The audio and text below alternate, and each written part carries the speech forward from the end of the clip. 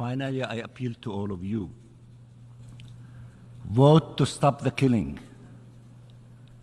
Vote for humanitarian aid to reach those whose very survival depends on it. Vote to stop this madness. You have a chance to do something, to give an important signal. Choose justice, not vengeance. Choose to defend the law, not justify its breach. Choose peace, not more wars. Vote to put an end to almost 3 weeks of the worst double standards we have seen in decades. To restore some credibility of this place and the rules it is supposed to embody. Do not miss this chance. Lives are hanging in the balance, and every life is sacred. Please save lives, save lives, save lives. Vote for our draft resolution, and I thank you.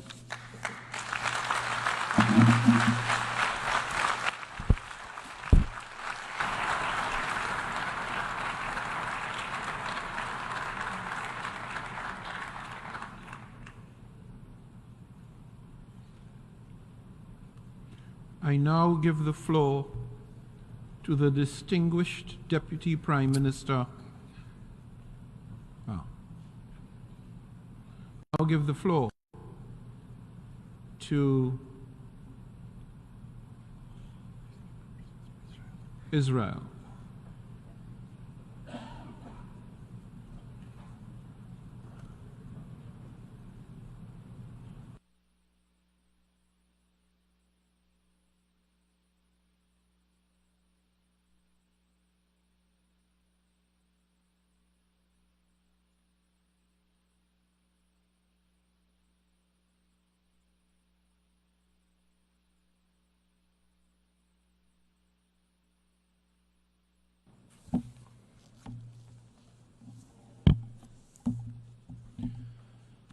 Thank you, Mr. President.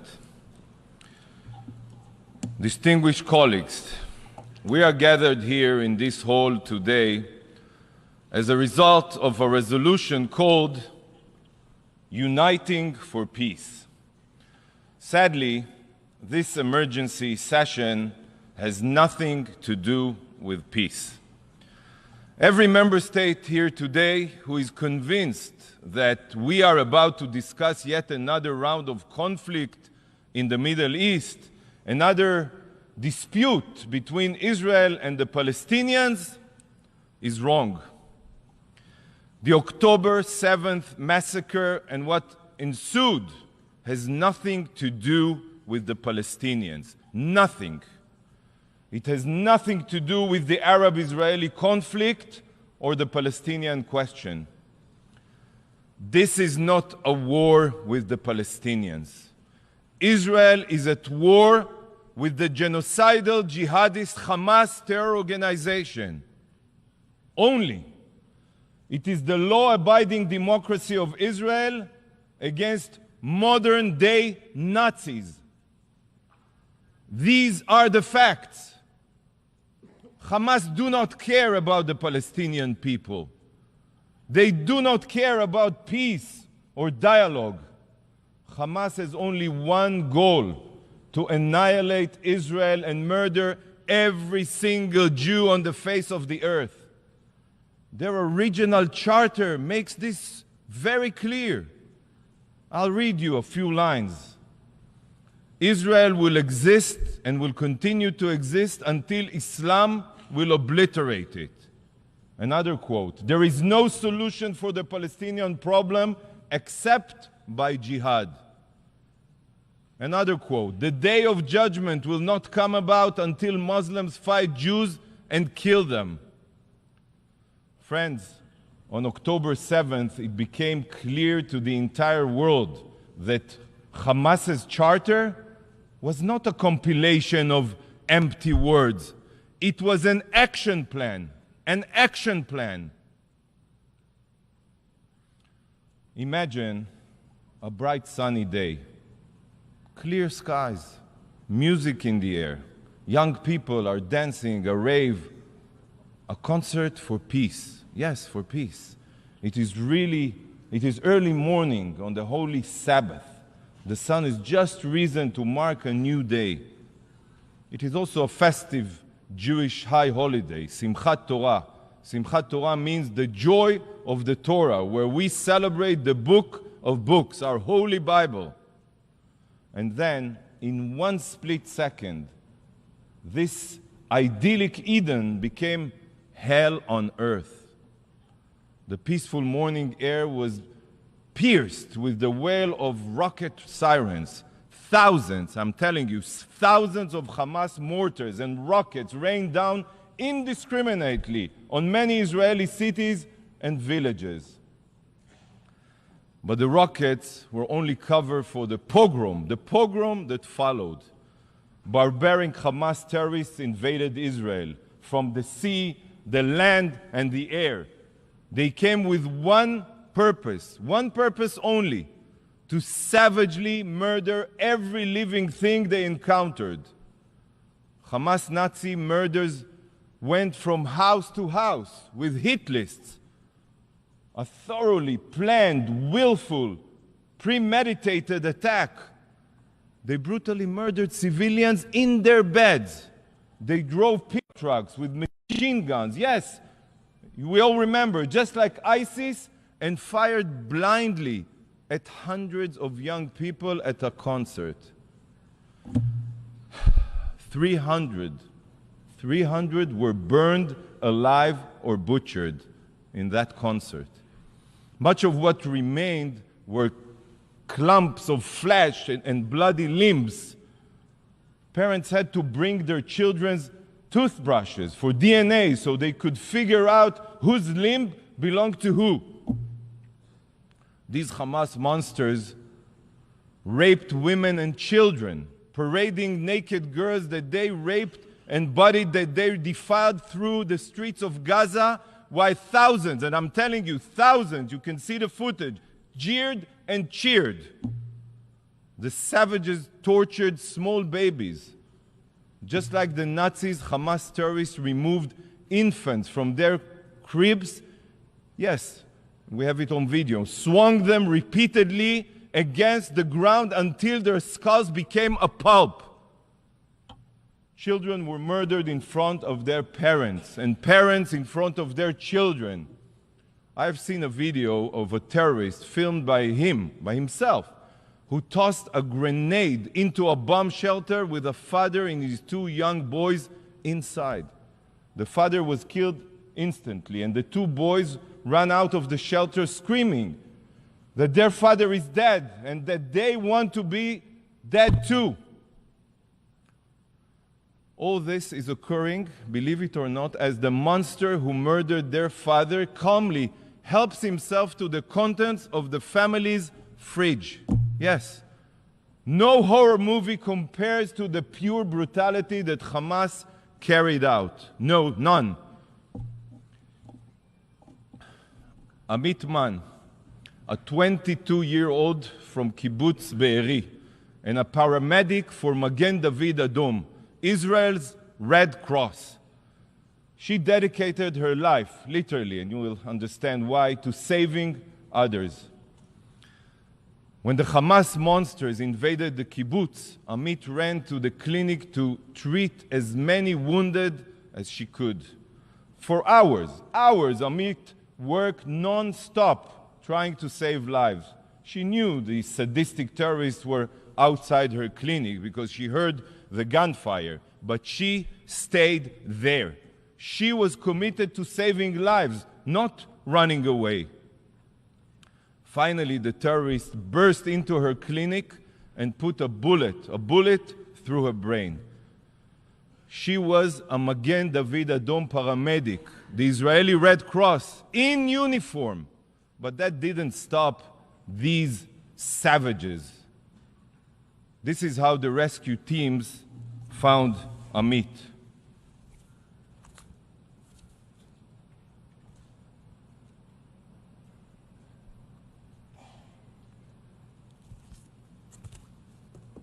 Ambulances were set on fire. Not one, many.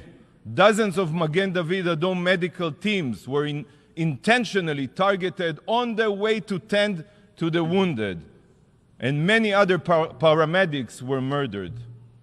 Barzilai Hospital in my hometown city, Ashkelon, in Israel, suffered direct hits from Hamas rockets. Not for the first time. Hamas has been deliberately firing rockets at it for years, intentionally.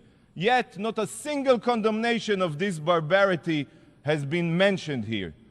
Not here, not by the Security Council, not by the Secretary General, and not by this absurd resolution. It seems that hospitals and medical teams only need to be protected as long as they are not Israeli. The hypocrisy is beyond belief, beyond belief. The brutal ISIS-like monsters abducted over 220 hostages from Israel and dozens of other countries, including babies, children, persons with disabilities, the elderly, and Holocaust survivors.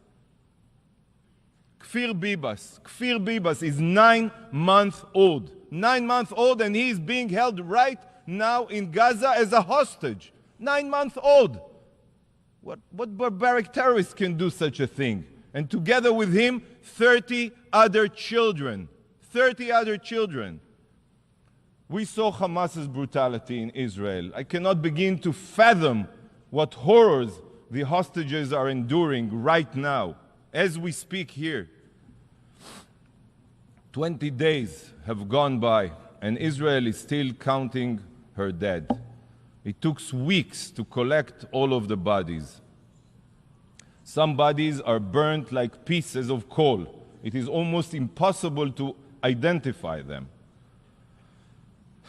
Countless burned bodies have been found with ash in their throats, meaning they were still alive when lit on fire, intentionally, by the Hamas terrorists.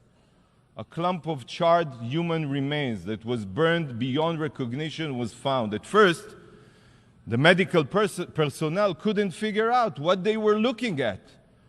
Yet, after a CT scan, it became clear that they were two spines, not one, two spines bound together with wire. One belonging to an adult, and the other, the small spine, of a child.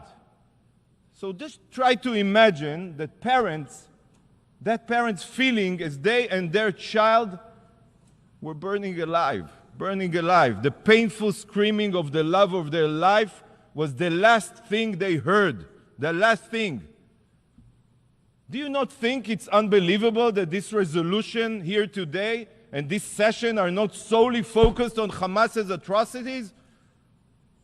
When reading this resolution, Hamas seems to be missing in action.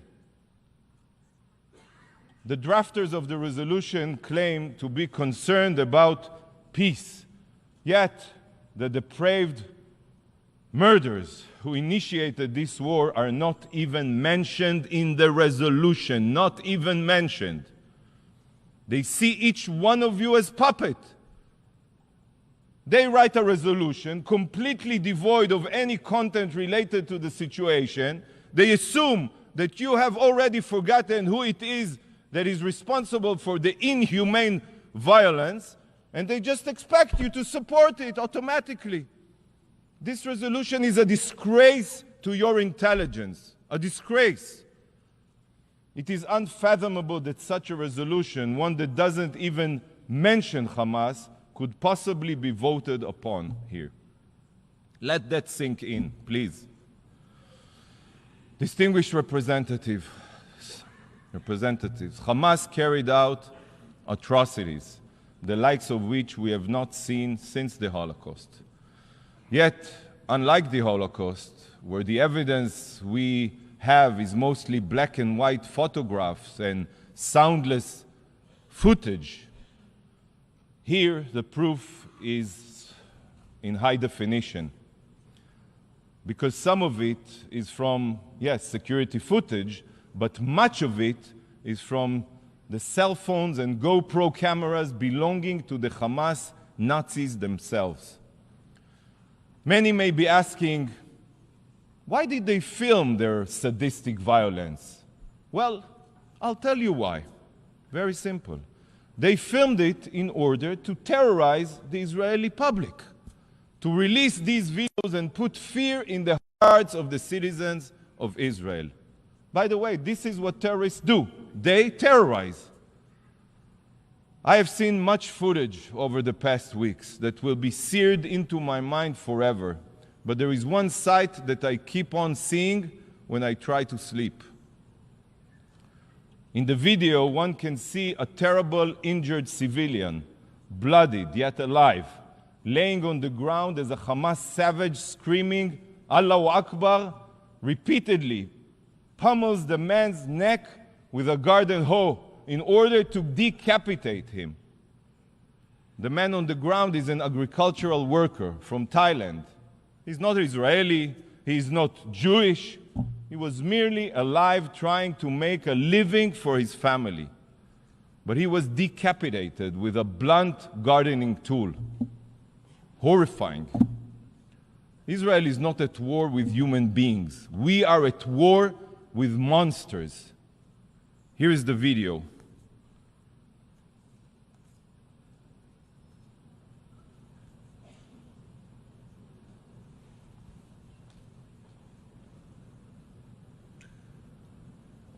بس هات سكينة هات سكينة هات سكينة هات سكينة هات أنا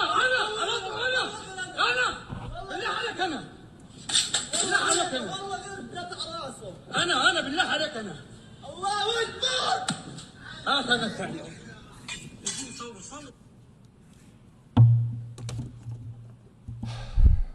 My mission distributed and will continue to distribute QR codes with a direct link to files where you can see this horror and many other Hamas atrocities. What you see here are not pictures from Auschwitz, but Israelis raped, butchered, and burned alive. This is not Auschwitz. This is Hamas. There are no words in the English language, in any language, to describe the evil that we all just witnessed. And the reason it is not describable is because it has no place among humankind. Over 1,400 have been slaughtered, 1,000 injured, and over 220 hostages are being held right now by Hamas ISIS terrorists. To say that this is Israel's 9/11 would be an understatement. Proportionally, the death toll of this atrocity is 15 times bigger than 9/11.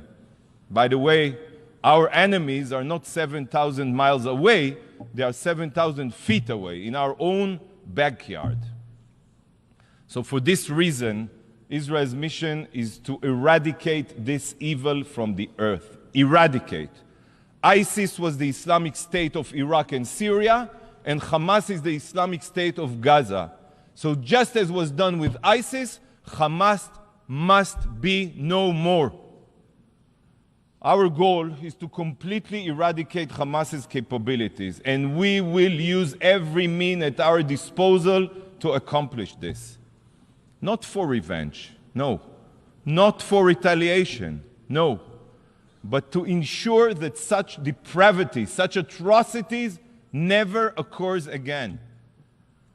Israel is at the forefront of the war on radical jihadist terror. And if Israel doesn't succeed in obliterating Hamas's terror capabilities, the whole world will pay the price. Hamas's genocidal ideology, just like ISIS, Al-Qaeda, or the Ayatollah regime in Tehran of Iran, is not just about destroying Israel. You all know it. It is ultimately about world domination. It is about bringing the jihad war to the soil of each and every one of your countries. They will not stop until they murder all of the infidels, as they call us. Colleagues, for the past 16 years, the international community and the UN have been complacent to Hamas's terror buildup in Gaza. Complacent. The world has kept its head in the sand as Hamas embedded its missiles and rockets deep within and under the civilian population of Gaza. It accepted an absurd reality that a law-abiding democracy could live side by side with cancerous genocidal terrorists that fire tens of thousands of missiles indiscriminately at our civilians, unprovoked. We have seen that nothing can change Hamas's genocidal ideology. Sadly, not the rehabilitation of Gaza, not economic incentives, not any promise of a brighter future. The UN tried. Many of you tried. But everyone failed. Everyone failed. And you know why? Because nothing can change a genocidal ideology. Nothing. There is only one solution to curing a cancer. It is the evisceration of every cancerous cell. The international community has poured billions of dollars into Gaza. And it all went to Hamas's war machine. It went to its subterranean city of terror. It went to its missile manufacturing facilities. And you remember, 18 years ago, Israel unilaterally withdrew from all of Gaza. We withdrew from all of Gaza. Hamas could have invested the international funding it received into building power plants, water desalination plants, every other civil infrastructure. But no. Instead, Hamas exploited every inch of the Gaza Strip for their violent goals. Because to Hamas, Gazan civilians are nothing more than mere cannon fodder, human shields who in death become pawns for Hamas's libelous propaganda campaign. Hamas is counting on you. They are certain that despite the terror and massacre, the UN will still come to their rescue and prevent Israel from defending itself. Friends, Israel is on a rescue mission to save our hostages, to save our future, and to save the people of Gaza from their savage tyrants. A rescue mission. And colleagues, the rescue mission can end quickly. Now, it can end now. No need for complicated, empty resolutions. It can end now. Should Hamas put down their arms, return our hostages, and turn themselves in, this war will end without one more shot being fired. Not even one. Why do you not unite and call on Hamas to do this?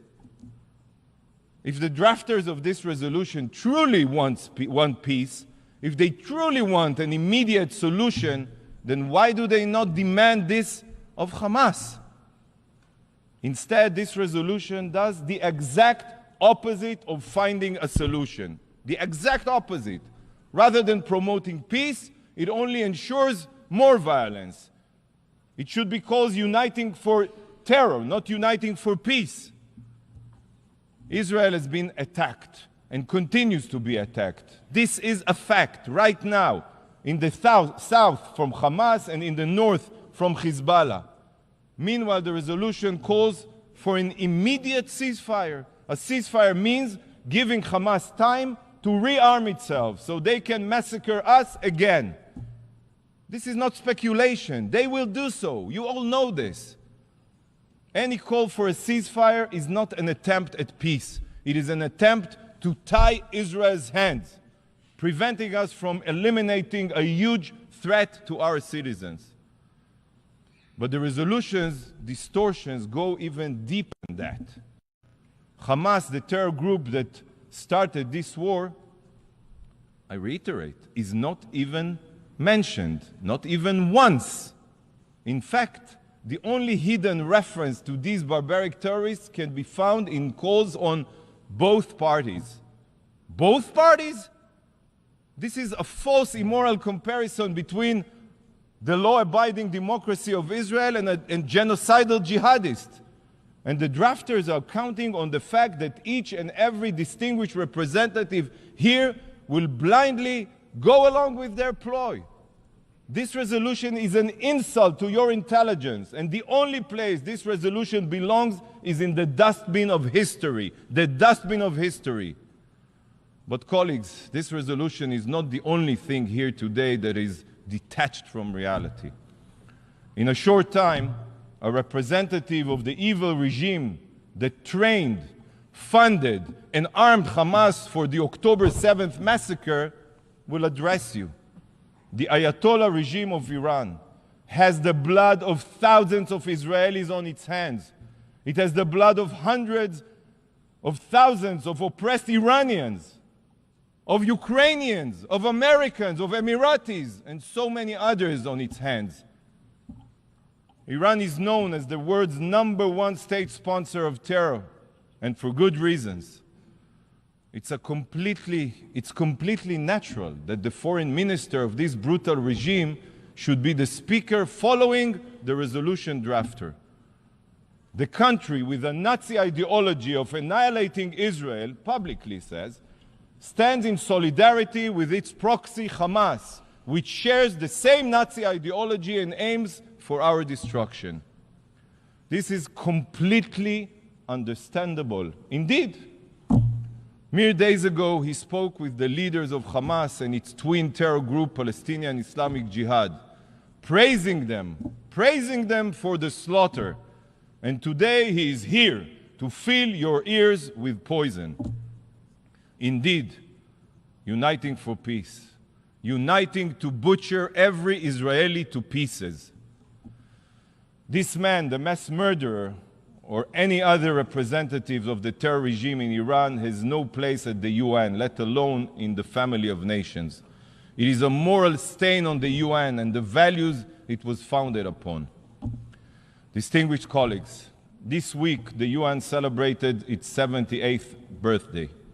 Yet, looking at this resolution and the honorary guests hosted it today in these halls, this organization has shown that it is so broken, so morally corrupt, that I do not have high hopes that it will make it to 90, let alone 100. I'm just a realist. Today serves as the clearest proof that this body is bleeding its relevance, legitimacy, and justification. What we are witnessing today is a desecration of what the UN was meant to be.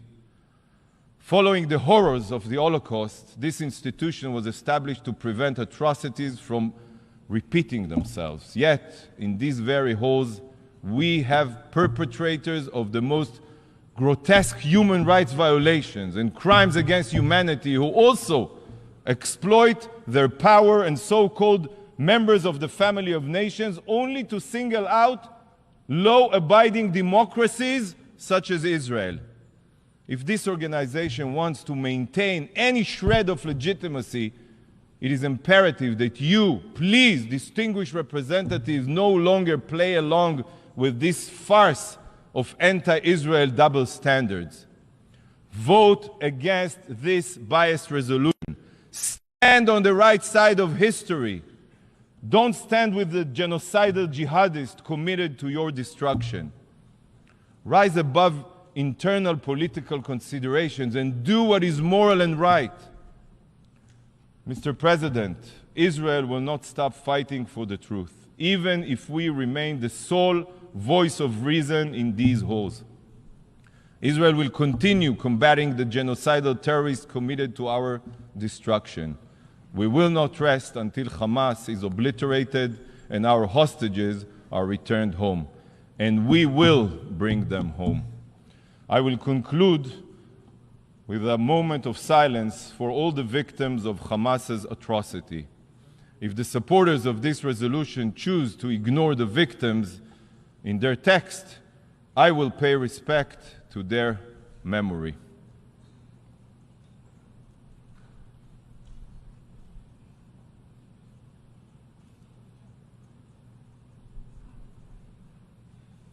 Thank you, Mr. President.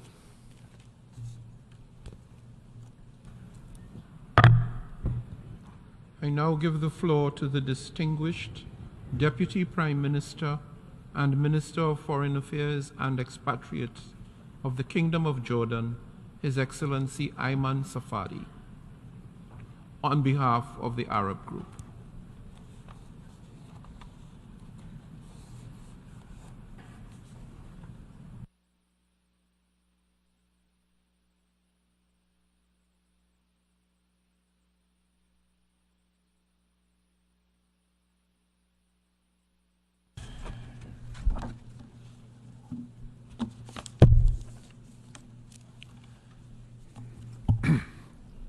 Bismillah ar-Rahman ar-Rahim.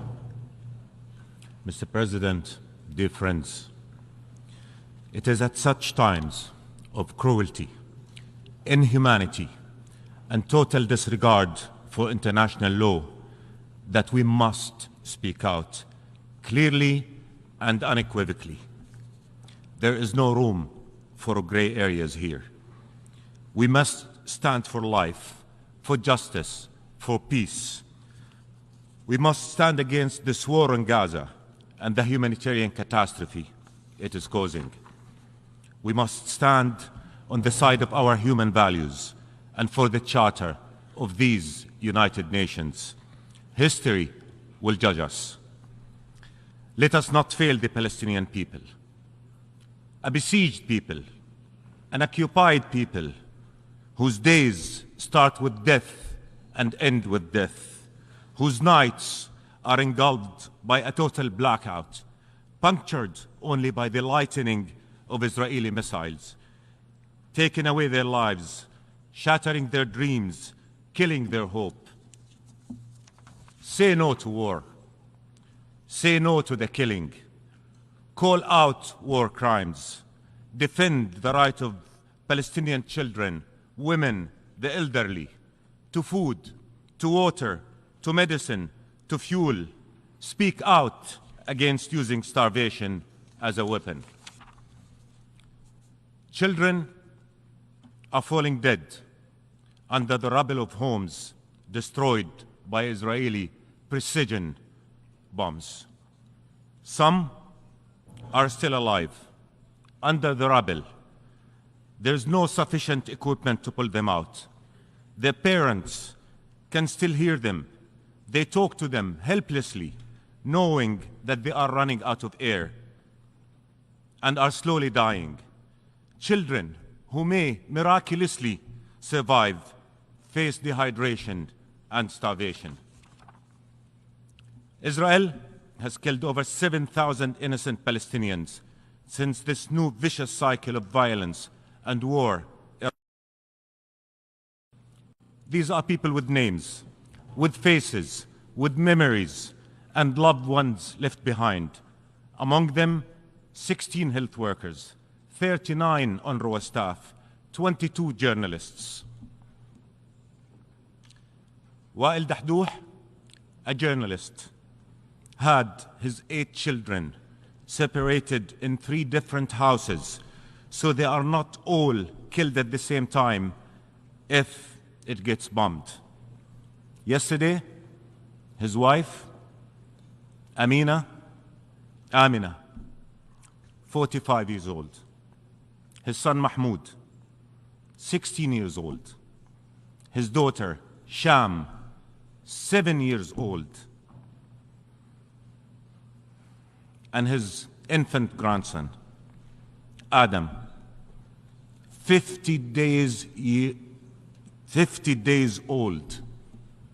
Hear me well. 45 days old were stolen from him by Israel's war. They are not soldiers. And yet, at the going down of the sun and in the morning, we will remember them. Israeli government, who has cabinet members who openly, shamingly call for wiping out Palestinians from the face of this earth, call them animals unworthy of life, tells you this is not a war, on the Palestinian people? If it is not, then why on earth did they kill Adam?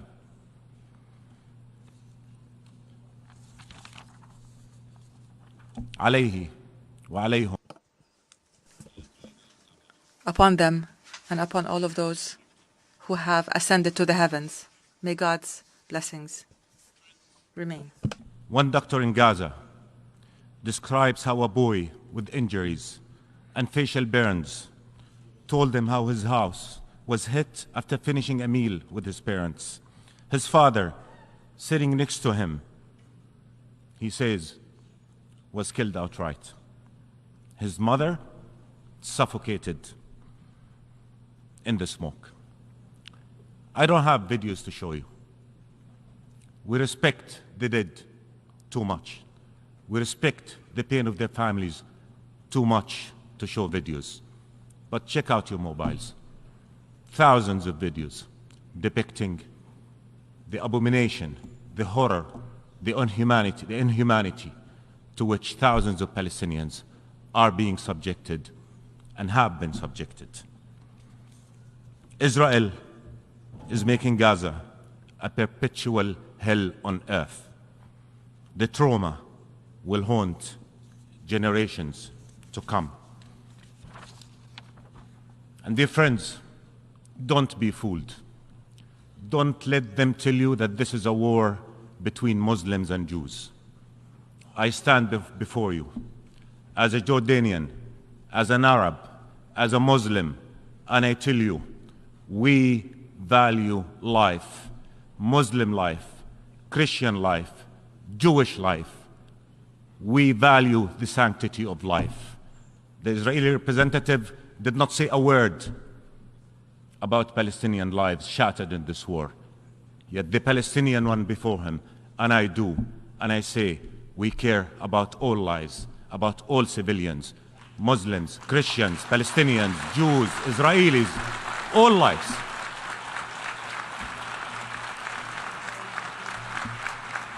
Don't let them tell you otherwise. Insult to intelligence is. Dear friends, rage must not blind us to the futility of violence. It must not desensitize us to the pain of fellow human beings. We condemn the killing of all civilians, no matter their race, their identity, their nationality, or their religion, because these are our human values, and this is our morality. Israel must uphold these values too. How many wars? How much death has our region suffered? And what good did that do? All of us. It did not bring security to Israel. It will not. It did not bring security to any of us. My friends, the right to self-defense is not a license to kill with impunity. Collective punishment is not self-defense. It is a war crime. We must say it as it is. We must refuse the double standards and selective application of international law. Israel cannot remain above the law. Dear friends, a just and lasting peace is the best defense for all. Let the guns go silent, and let the will to live and let live prevail. Let's restore faith in the peace process as the only path to ending this conflict once and for all. Many among us believe that they are helping Israel by supporting its war. They are not. Instead of sending weapons to Israel, send delegations to open an immediate and viable path to peace. This is how they help Israel. And many among us too feel that they are doing their ethical and legal duty towards Palestinians by urging humanitarian supplies be sent to them and not urging an end of this war. They are not doing their duty towards Palestinians. The responsibility towards Palestinians demands that they work for their protection, for peace. Peace that will ensure a viable, independent, sovereign Palestinian state with occupied Jerusalem as its capital on June 4, 1967 lines, living side by side a secure Israel. so that Palestinians live free from occupation and its indignity, so that no Palestinian or Israeli mother has to once again mourn her child. Ladies and gentlemen, Jordan, on behalf of the Arab countries, will put forward a draft resolution. We do so after the United Nations Security Council did not fulfill its responsibility. The draft resolution simply seeks what our United Nations was established to achieve: peace and compliance with international law. We all know Israel will ignore it. It did ignore many UN resolutions before, and yet vote for it. Vote for it. Make a stand. Ladies and gentlemen, a month ago, His Majesty King Abdullah II stood before this very assembly. His words echoed true then. They are even more relevant now. He said, and I quote, "Our region will not continue to suffer until the world helps lift the shadow of the Palestinian-Israeli conflict, the central issue in the Middle East. No architecture for regional security and development can stand over the burning ashes of this conflict. But 7.5 decades on, it still smolders. Where are we going?" Dear friends, let's make a collective cry out against more bloodletting. Let's unite for peace. Let's unite for justice. Let's unite for the right of every Palestinian and every Israeli child to live free from the horrors of war, free from fear, and looking for a life full of promise and full of opportunity.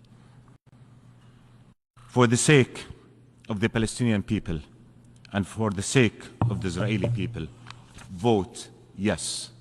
And contrary to what you just heard, the resolution does recognize the pain and the killing on the Israeli side as well. The resolution does condemn the killing of Palestinian and Israeli civilians. Don't be fooled. My friend, let the passing of the draft resolution be a message to Palestinians suffering the inferno of this Israeli war on them. Let it be a message that the international community sees them, feel their pain, and believes that Palestinian lives matter too. Make a stand for peace. Make a stand for life. Make it clear. Make it firm. And before I conclude, I too want to call for a moment of silence. But not just for one side or the other. I want to call for a moment of silence for all the civilians, for all the innocent who fell and who continue to fall in this ugly, abominable war. Thank you so much.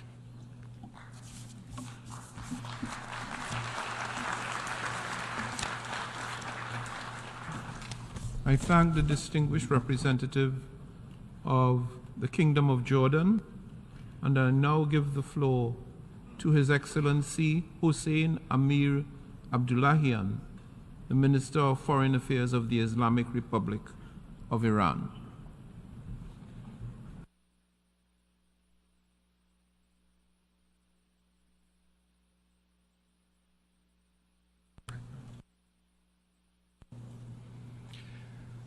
In the name of God, Mr. President, ladies and gentlemen, I thank Your Excellency for holding this meeting. The world knows that the Islamic Republic of Iran plays the most constructive role in helping peace and security, as well as fighting terrorism and ISIS. Mr. President, it has been 3 weeks that we have been witness to the war crimes and genocide of the occupying Israeli regime in Gaza and the West Bank of Palestine. The United States and several European countries have sided with the occupying regime of Israel without observing the UN Charter and international law. They call a Palestinian liberation movement a terrorist, which has the right to self-defense and self-determination.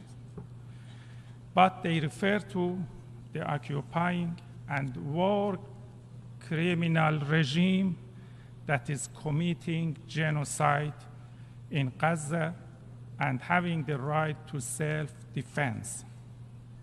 Unfortunately, this is the state of our world today. This is the situation of the Security Council, which was supposed to try to establish world peace and security. Today, United States and several European countries are watching and supporting the killing of about 7,000 civilians in less than 3 weeks by the Israeli regime in Gaza and West Bank of Palestine. And they help this regime militarily and financially.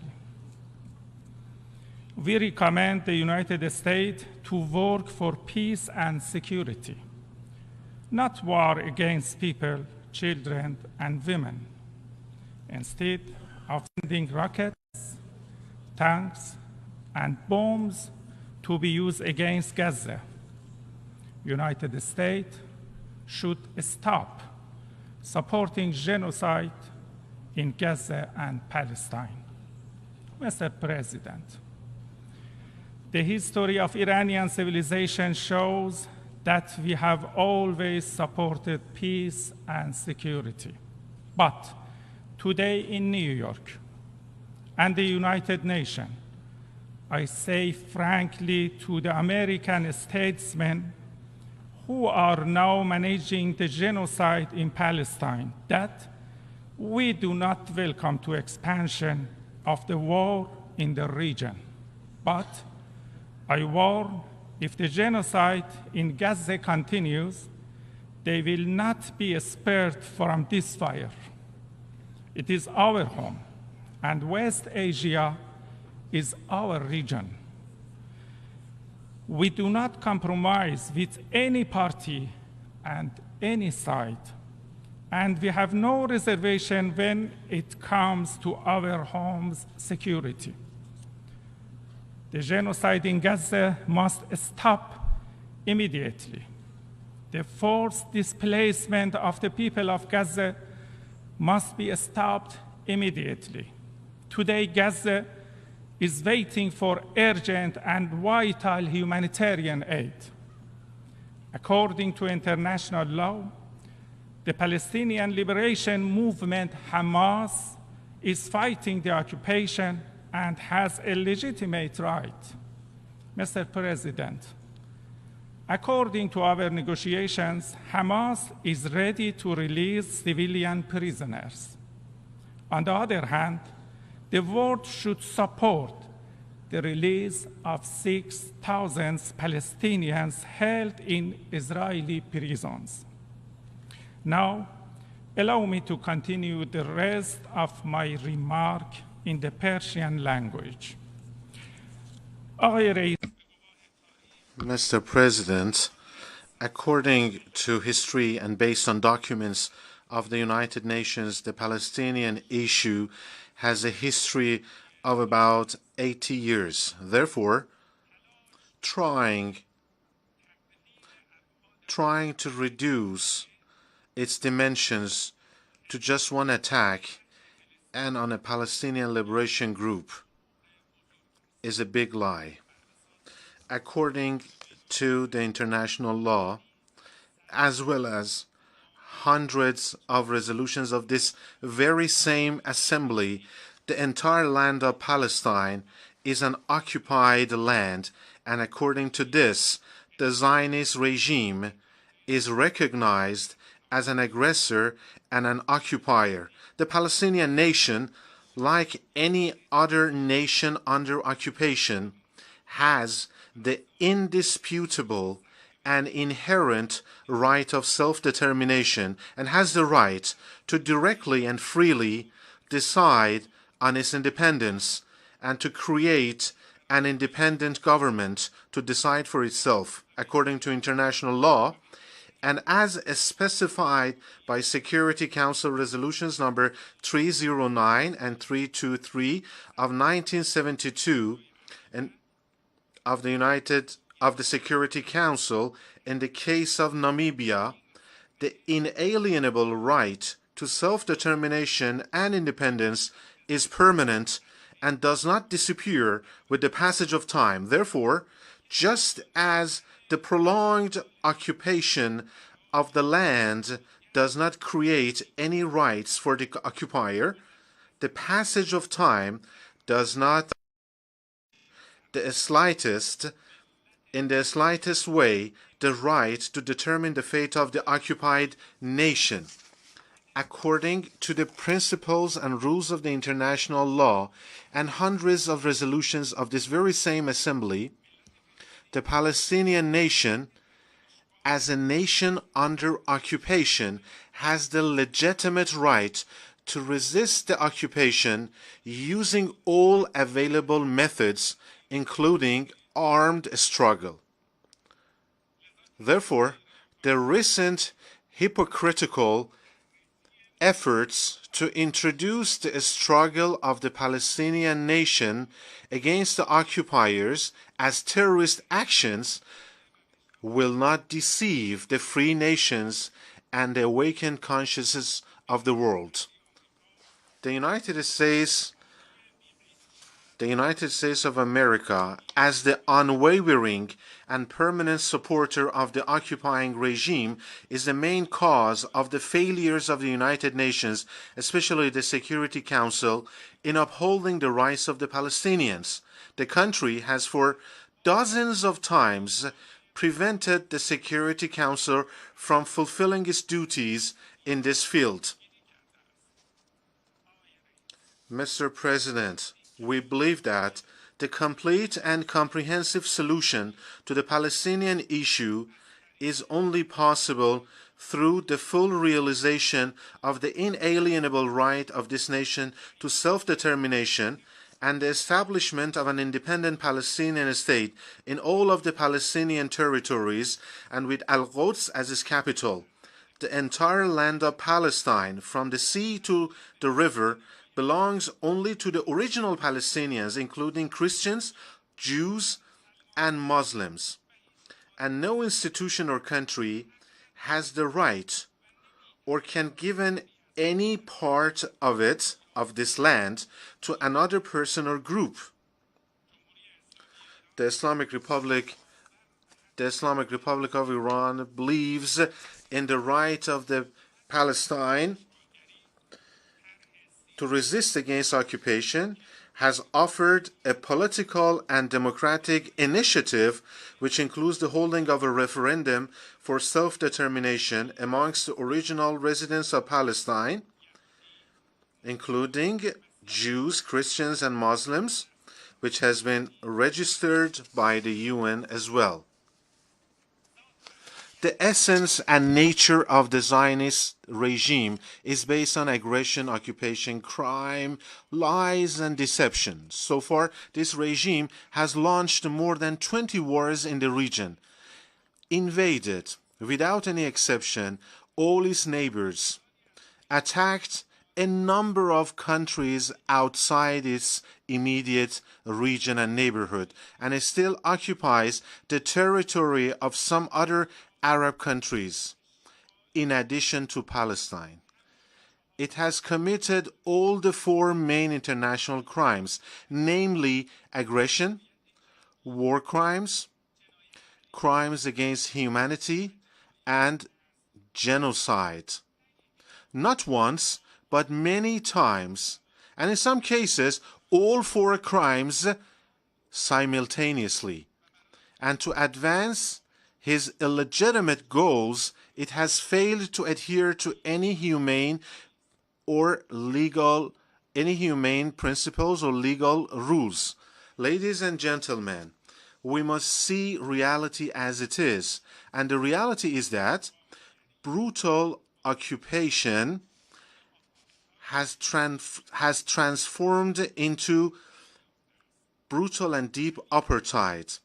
It is this terrible combination of chronic occupation and deep apartheid that gives the occupying regime the psychological permission to butcher and mass kill the people under occupation. Therefore, now is the time to consider the real face of this regime and see it as it is, as the General Assembly did in 1975 through resolution number 3379 by identifying Zionism as apartheid and racism. Mr. President, I would like to emphasize that the recent action of the Palestinian nation as well as the action of the Liberation Organization of Hamas against the occupiers, according to the applicable rules of the international law, is completely legitimate and inherent right, and attributing any other title to it is absolutely illegal and unacceptable.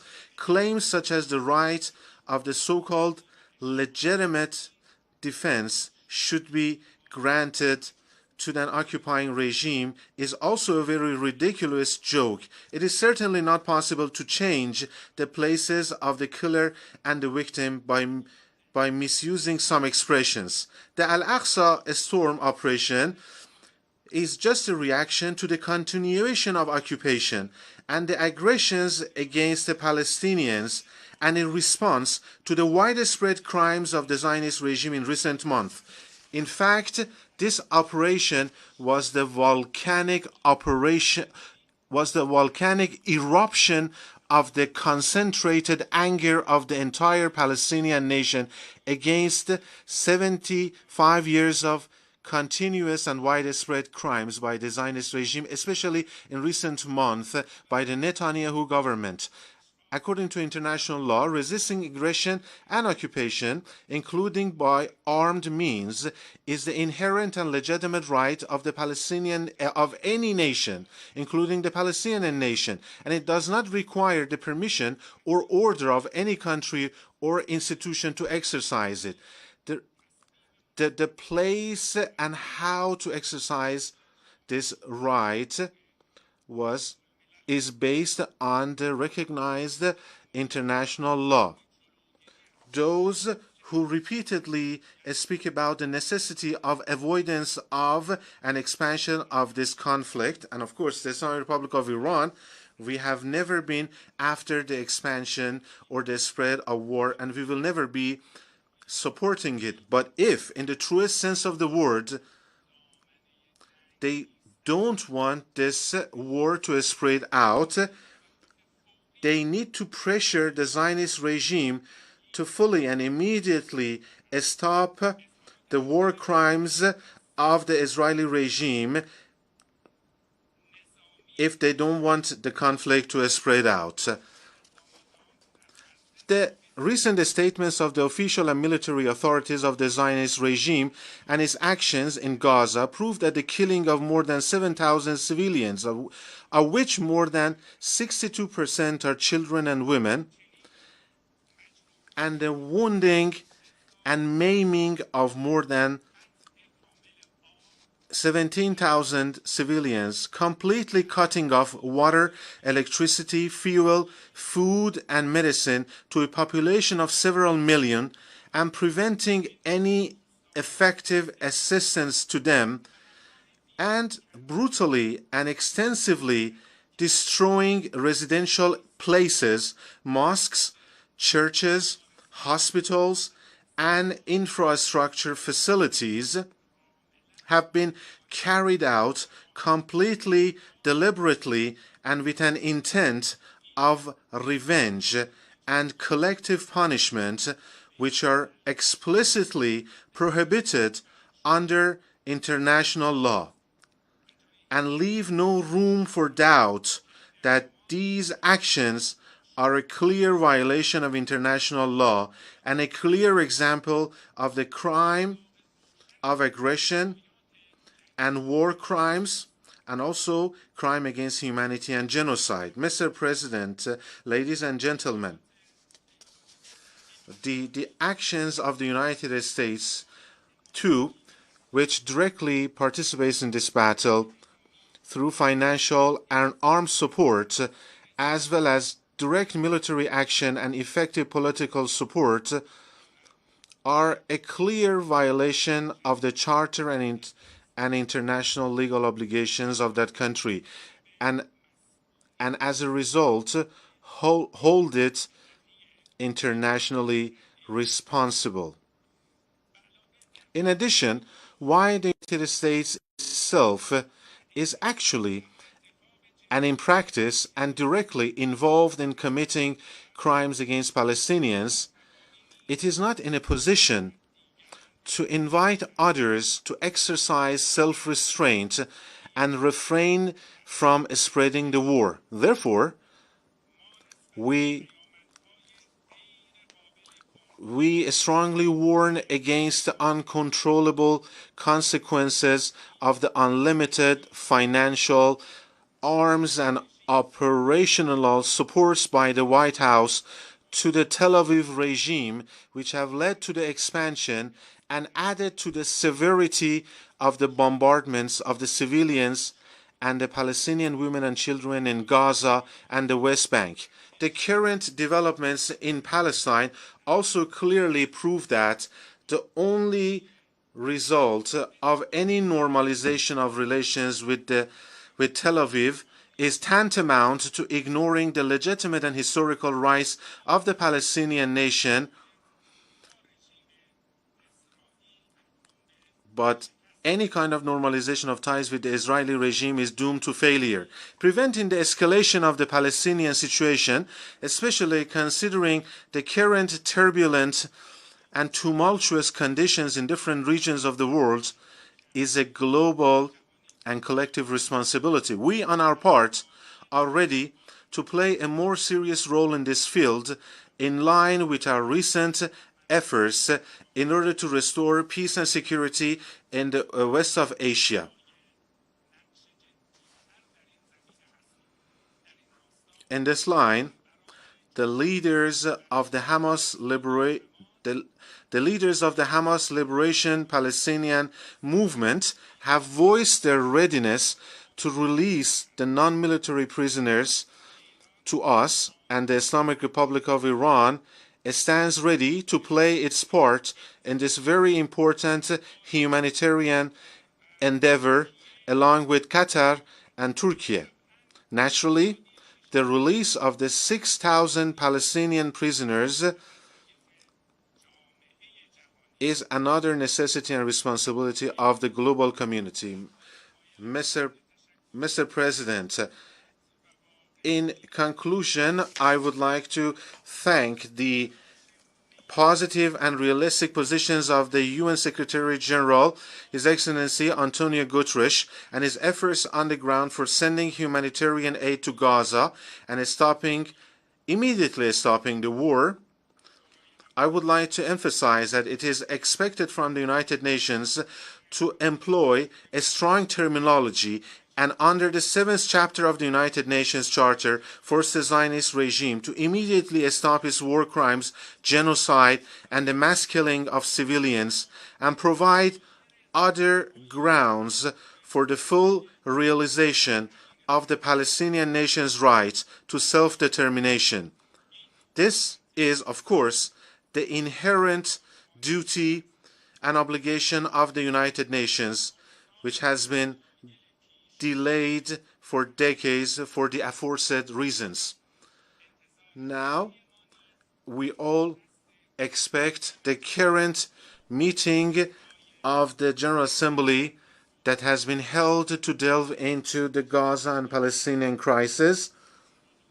We expect it to pass a strong resolution which is effective and influential by the General Assembly of the UN that will lead to an immediate stop to war crimes against Gaza and the lifting of the human blockade and the extensive sending of the humanitarian aid and the stopping to the forced displacement of the residents of Gaza. Thank you for your attention.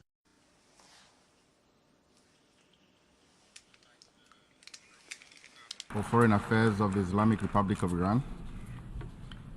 I now give the floor to His Excellency Jean Axelbrun, Minister of Foreign Affairs for Luxembourg. Your Excellency.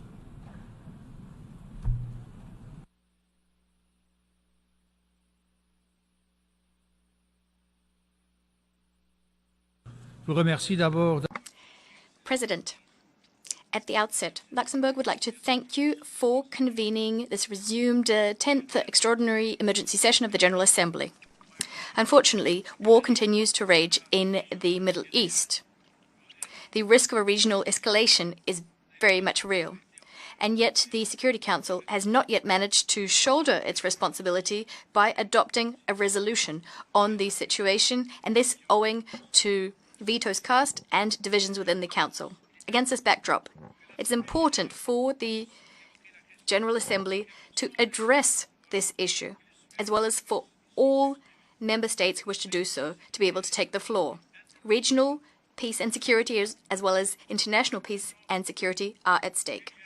President, as I already said at the Security Council during the high-level public debate convened by Brazil the day before yesterday, nothing can justify the atrocities committed by Hamas terrorists and by Islamic Jihad, targeting Israeli civilians on the 7th of October. Nothing can justify these barbaric acts, which shook the world.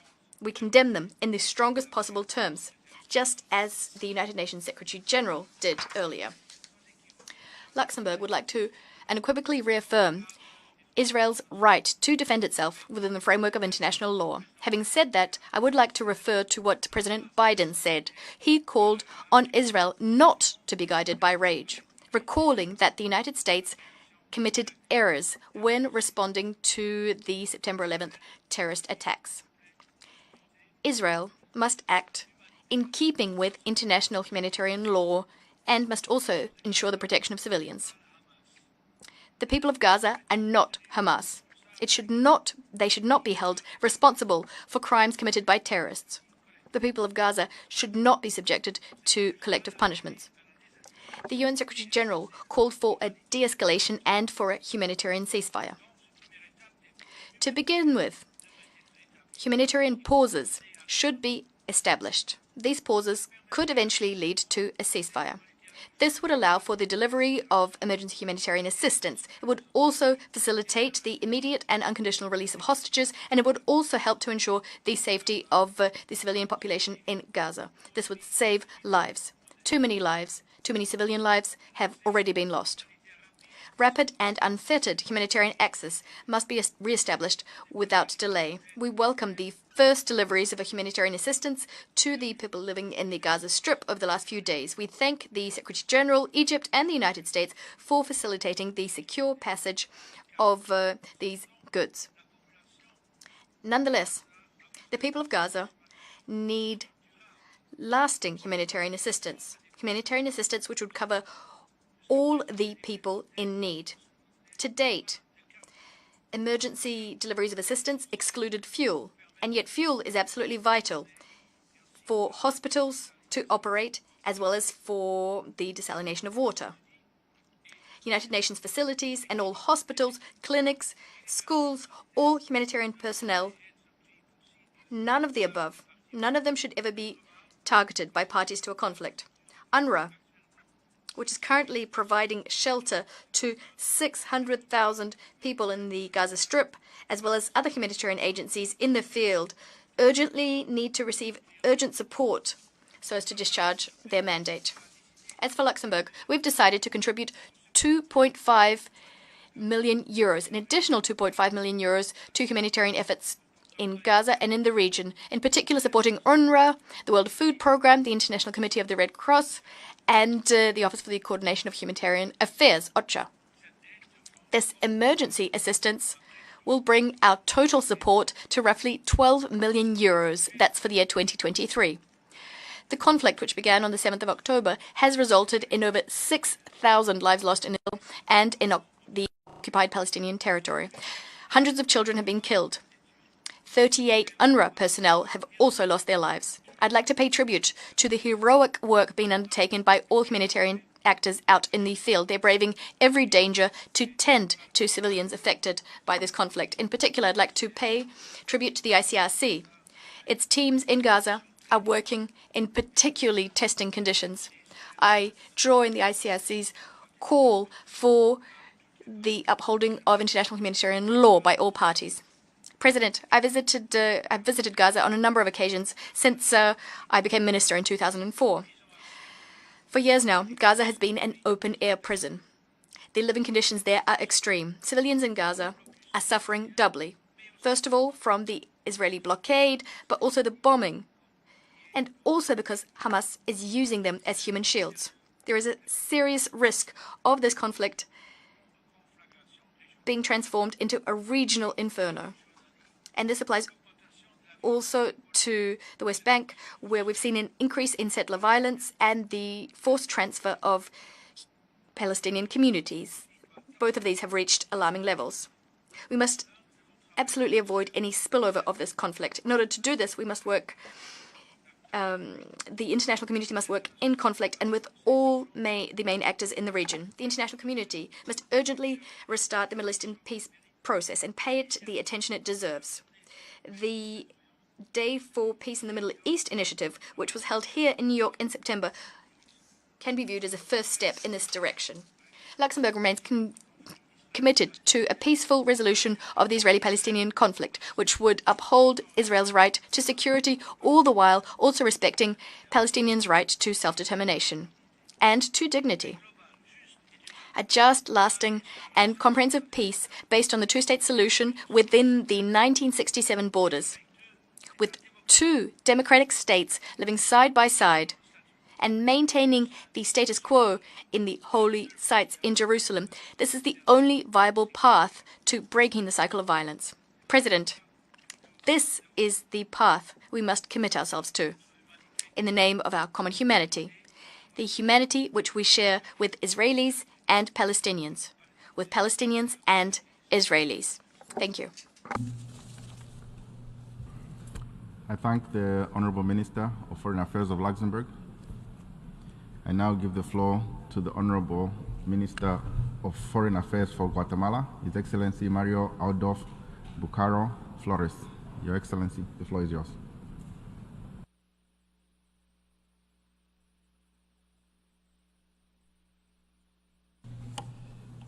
Señor Presidente. Mr. President, we are participating in the resumed 10th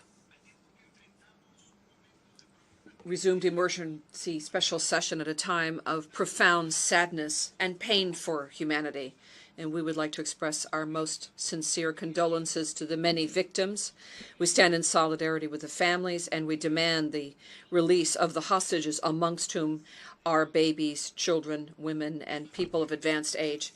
This General Assembly cannot forget that the crisis that we are currently facing is triggered by atrocious terrorist attacks brought on by the Hamas terrorist group on the 7th of October, which have impacted both Israelis and Palestinians and people of other nationalities. It's caused death, damage, suffering, and destruction. It has also created a humanitarian situation of enormous proportion. We would also express our solidarity with the humanitarian workers who attend this grave situation and present our condolences to those who have lost their lives in the exercise of this noble function. Guatemala reiterates its condemnation in the most energetic terms for the terrorist attacks committed by Hamas against the State of Israel and its civilian population. Hamas is confusing the Palestinian cause with justification of terrorism, and this is a very serious moral and strategic error, both for the Palestinian cause and the efforts that have been undertaken thus far in order to bring peace in the territory. We also condemn the attacks of the terrorist group Hezbollah on Israel in breach of the resolution that establishes the Blue Line, which is the border between Israel and Lebanon, and which has cost lives of civilians, both Israeli and Palestinians. Today, more than ever, it's worthwhile to recall the words of Golda Meir, and she said, if the groups that are in favor of Palestine were to lay down their arms today, there would be no more violence. But if the Israelis were to lay down their arms today, there would be no state of Israel. End quote. Mr. President, it's necessary for this General Assembly to recognize that it is the right of the State of Israel to self-preservation and to defend its people given this terrifying context. The lack of this recognition will not contribute to seeking dialogue, peace, and security in the region, and especially for the world. To the contrary, it puts all of mankind and humanity at risk. This General Assembly should act in order to reduce polarization and to discourage action and speech of hate, and the only way to do so is to stand united all together against terrorism, clearly and unequivocally condemning the actions of Hamas and other terrorist organizations with extremist and violent ideologies, and demand also from them that they cease their practices of putting arsenals and terrorist infrastructures in the basements of hospitals, schools, and religious centers, which then undermine the protection of civilians and use them as human shields. Given this catastrophic situation, which has created this terrible conflict, we are pleased to learn that humanitarian assistance is reaching people, and we urge acceleration of the pauses. But at the same time, it needs to be done carefully and verifying that these pauses are not used unduly on terrorist groups to commit new acts that would affect the civilian population and worsen the situation. For the United Nations to effectively exercise its responsibility in the area of prevention and resolution of conflict that affect international peace and security, be it through the Security Council or the General Assembly, balanced resolutions need to be adopted that take into account all elements of the situation, and that would include, in this case, Israel's right to legitimate defense and safeguarding the peoples of Israel's right to self-preservation.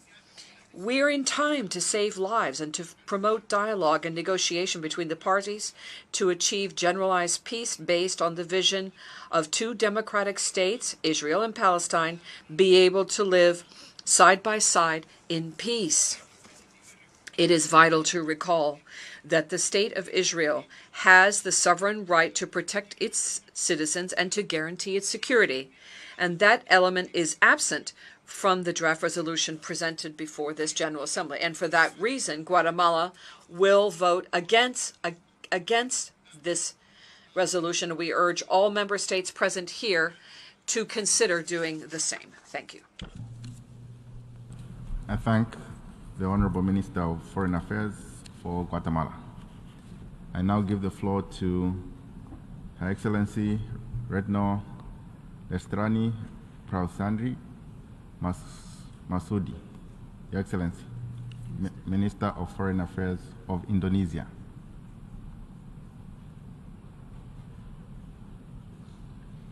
Your Excellency.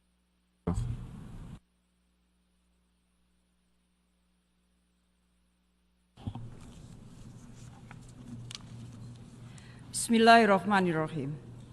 Mr. President, I'm standing here not only as the Foreign Minister of Indonesia, but also as a woman, a mother, and a grandmother. I plea, stop the killing, protect the civilian, let in the humanitarian assistance. Use your heart for justice and humanity. Mr. President, countless times have we stood in this hall to relieve the plight of our Palestinian brothers and sisters. Countless times have we asked the General Assembly for emergency session on the fate of the Palestinian people. Countless times have our hope been crushed due to narrow political interests. The world seems divided in different realities, as if there is a refusal to see the catastrophe in Gaza. The fact is, attacks and killings continue to take place. Yet, amid such a large number of victims, the Security Council failed to take decisive action. 2 days ago, we reminded the Security Council of their moral obligation to save the lives of innocent people. Brings humanity back in the Security Council, and humanity must come first. Mr. President, my presence here today is to defend justice and humanity, to defend justice and humanity. Indonesia condemns, in the strongest term, Israel's violence against Palestinians, against hospitals and places of worship in Gaza.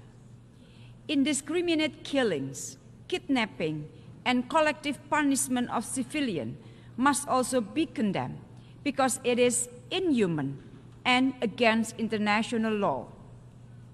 This session must rise to the occasion where the Security Council failed to do so. The General Assembly must prove that we, the people of the United Nations, believe in the dignity and worth of human lives. In this regard, 3+1 concrete steps that we should take. First, stop the aggression to prevent more civilian casualties. The General Assembly should demand an immediate, durable, and fully respected ceasefire. We must be able to avoid future recurrence of the atrocities. The General Assembly should call for accountability, including the establishment of an independent commission of inquiry to investigate this horrifying humanitarian situation. Second, ensure humanitarian access and protection of civilians. I call the General Assembly, together with relevant UN agencies, to step up efforts in providing humanitarian assistance in Gaza. We must continue to support the effort by the UN Secretary-General and key countries to allow humanitarian assistance to take place. With the destruction and human suffering in Gaza, 10, 20, 100 trucks loads of humanitarian goods just not enough. Therefore, the General Assembly must call for an immediate, unrestricted, and sustained humanitarian aid. For our part, we will triple our voluntary contribution to UNRWA and call on the international community to support the UNRWA. Indonesia is also committed to send humanitarian assistance. Third, reject the forced transfer of civilians in Gaza. Colleagues, people should not be forced to move against their will. The call to evacuate the areas of North Gaza adds to the devastation of continuous bombardment of homes, blockade of electricity, gas, fuel, water, and years of collective punishment. This is a crime against humanity. The General Assembly should call for the stop of these evacuation orders, protect civilians, and ensure their safety and well-being, in particular children, and allow their safe movement. Mr. President, my final point, there will be no peace until we solve the root causes of the conflict. There will be no peace until we solve the root causes of the conflict. Resumption of the peace process to realizing the two-state solution is a must. We must stop the systematic effort of the occupying power that may leave nothing left to be negotiated or no one left to negotiate with. We must not allow the Palestinians to have no other choice but to accept injustice for the rest of their lives. It is our duty to stop the injustice now. Enough is enough. To conclude, if you care about humanity, use your heart to vote yes to the resolution. Indonesia stands with the people of Palestine. I thank you very much, Mr. Chairman. I thank the Honorable Minister of Foreign Affairs of Indonesia. I now give the floor to the Honorable Minister of Foreign Affairs and National Community Abroad of Algeria, His Excellency Ahmed Attaf. Your Excellency.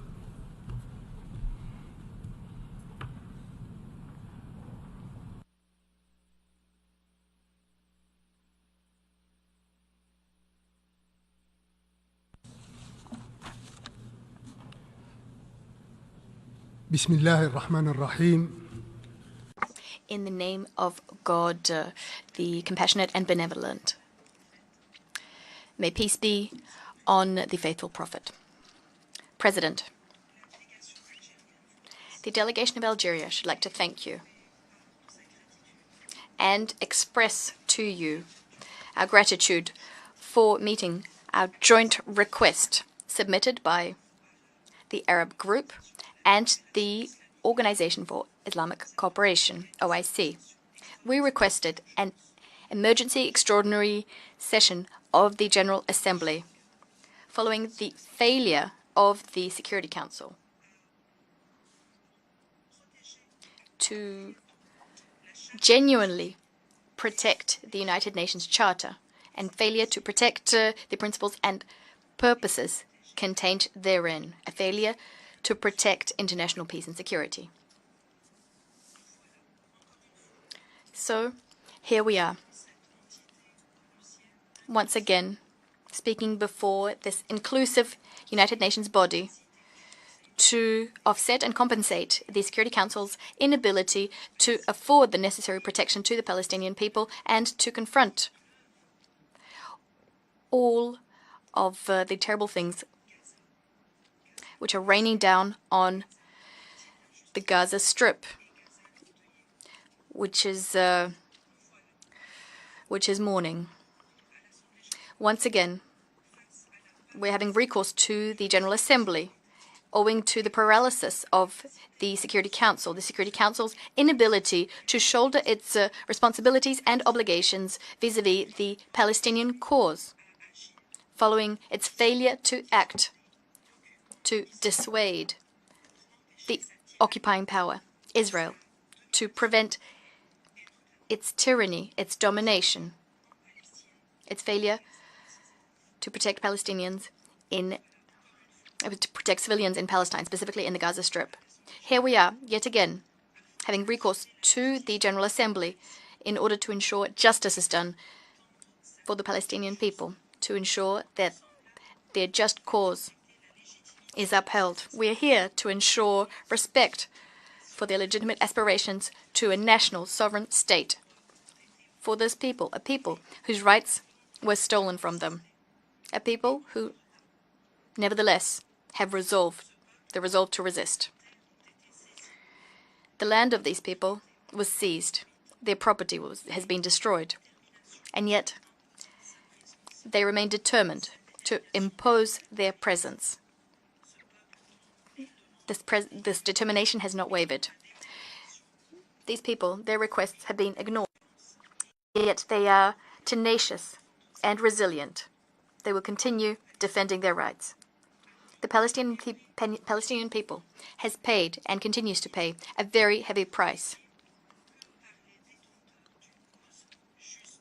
And it can only be paid by those fighting for a noble, lofty cause, an inalienable cause, which is part and parcel of a national project.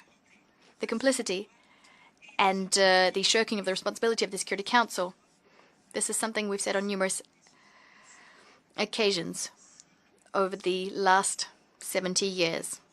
We've seen a vicious cycle over and over, which cannot and has not been broken, despite its ramifications and all of the damage it's done consistently, repeatedly.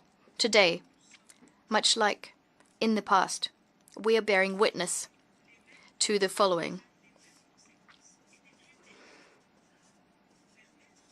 The same causes, the same consequences, terrible consequences, unbridled Israeli occupation,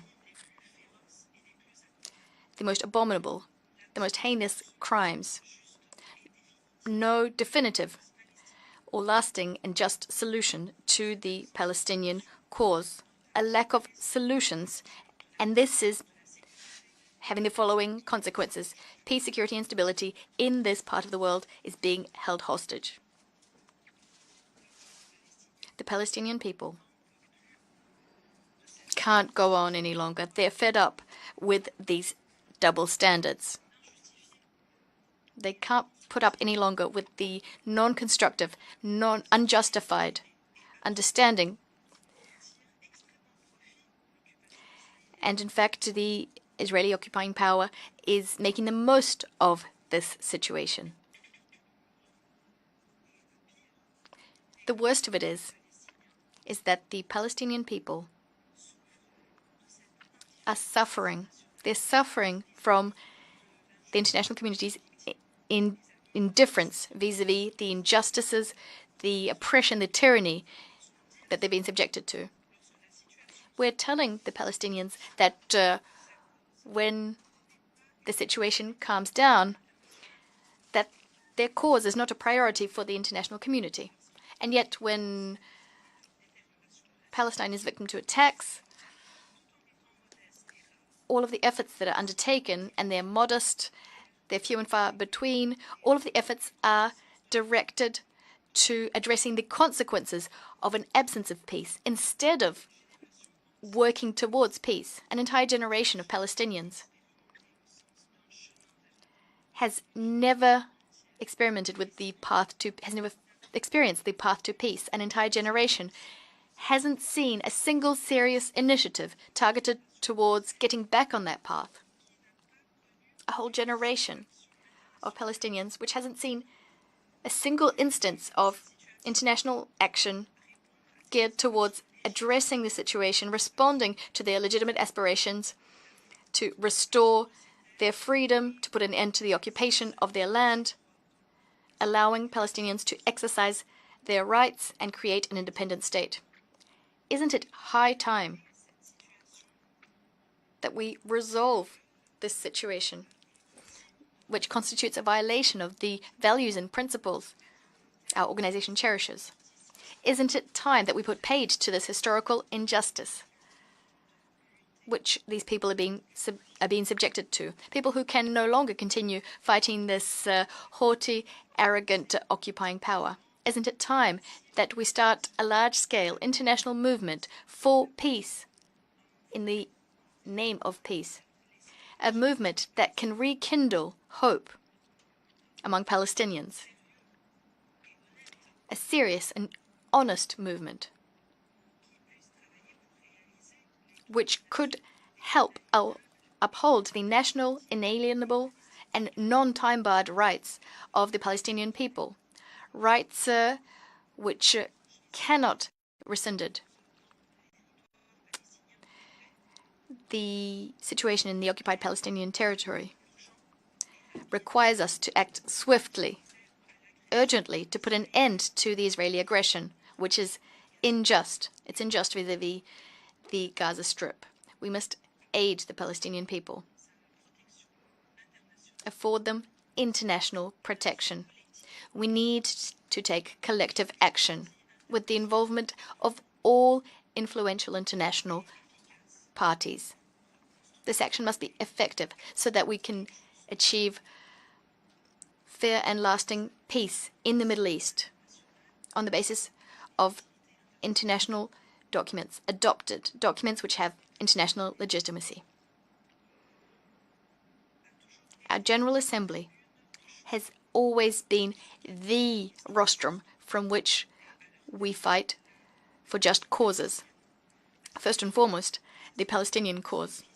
Under these very taxing circumstances, it's up to the General Assembly to reaffirm its fixed principles within a fair framework and is part of its commitment to uphold the legal pillars so as to allow for an independent and fully sovereign Palestinian state.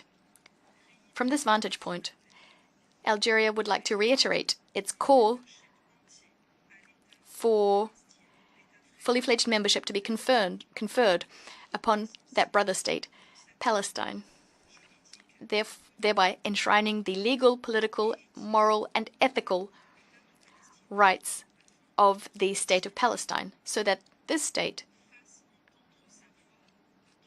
can raise its voice in the community of nations and be heard, so that it can defend its priorities. This is a decisive measure vis-à-vis attacks aimed at undermining, disfiguring Palestinians. Palestine, which is being buried alive but which refuses to perish. This is an important goal from a strategic standpoint as well. We must use all means at our disposal, use every opportunity offered to us by the General Assembly, this forum.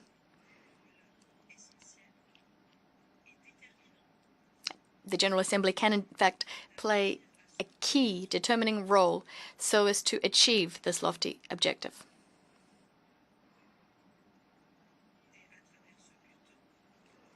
And in fact, by meeting this objective, we can strengthen the key pillars of the Palestinian national project. Thank you very much, Mr. President. I thank the Honorable Minister for Foreign Affairs and National Community abroad from Algeria. I now give the floor to the Vice Minister of Multilateral Affairs of Colombia, Her Excellency Elizabeth Taylor Jay. Your Excellency, the floor is yours.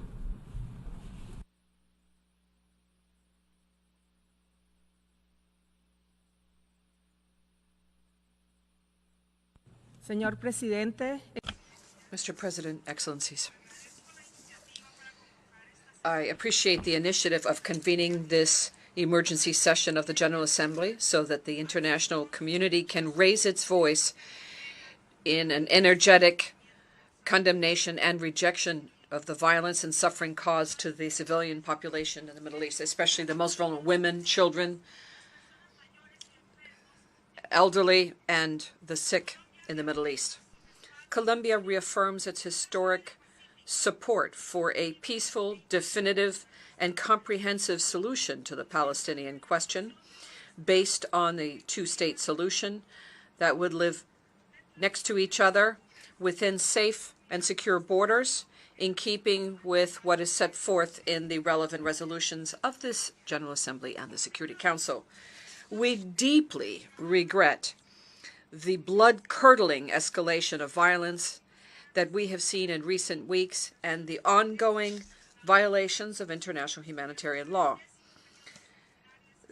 Resuming the 10th extraordinary session of this General Assembly shows that an absence of a definitive response that's adapted to international law to the conflict between Israel and Palestine creates deplorable consequences for the civilian population. It destabilizes the region and calls into question the very meaning of life and humanity.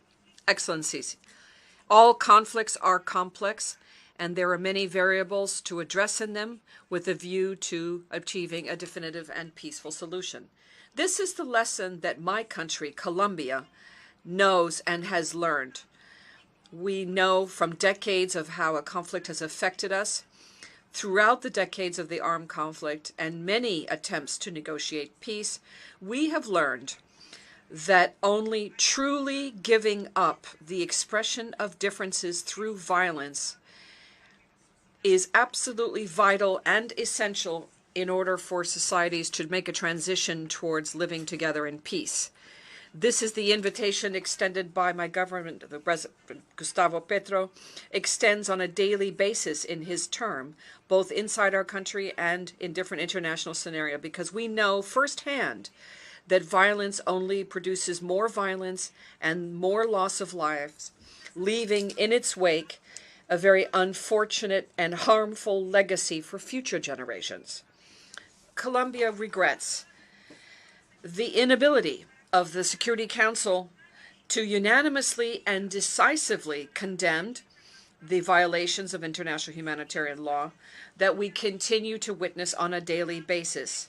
And we energetically call on the international community to show unequivocally its determination and commitment to uphold the mandates of the organization expressed through the current normative instruments. We welcome with satisfaction the efforts of different countries to put a halt to the violence and guarantee access to humanitarian assistance to Gaza and other territories affected by the conflict. And we reiterate our call for an immediate cessation of hostilities. We call for the respect of international humanitarian law and the protection of life. And finally, we would like to insist on this call put forth by President Petro on the need to convene a worldwide peace conference to find a definitive solution to the Israeli-Palestinian conflict. Thank you. I thank the Vice Minister of Multilateral Affairs of Colombia. I now give the floor to State Secretary in the Ministry of Foreign Affairs and European Affairs of Slovenia, Her Excellency Sanja Stiglic. Your Excellency.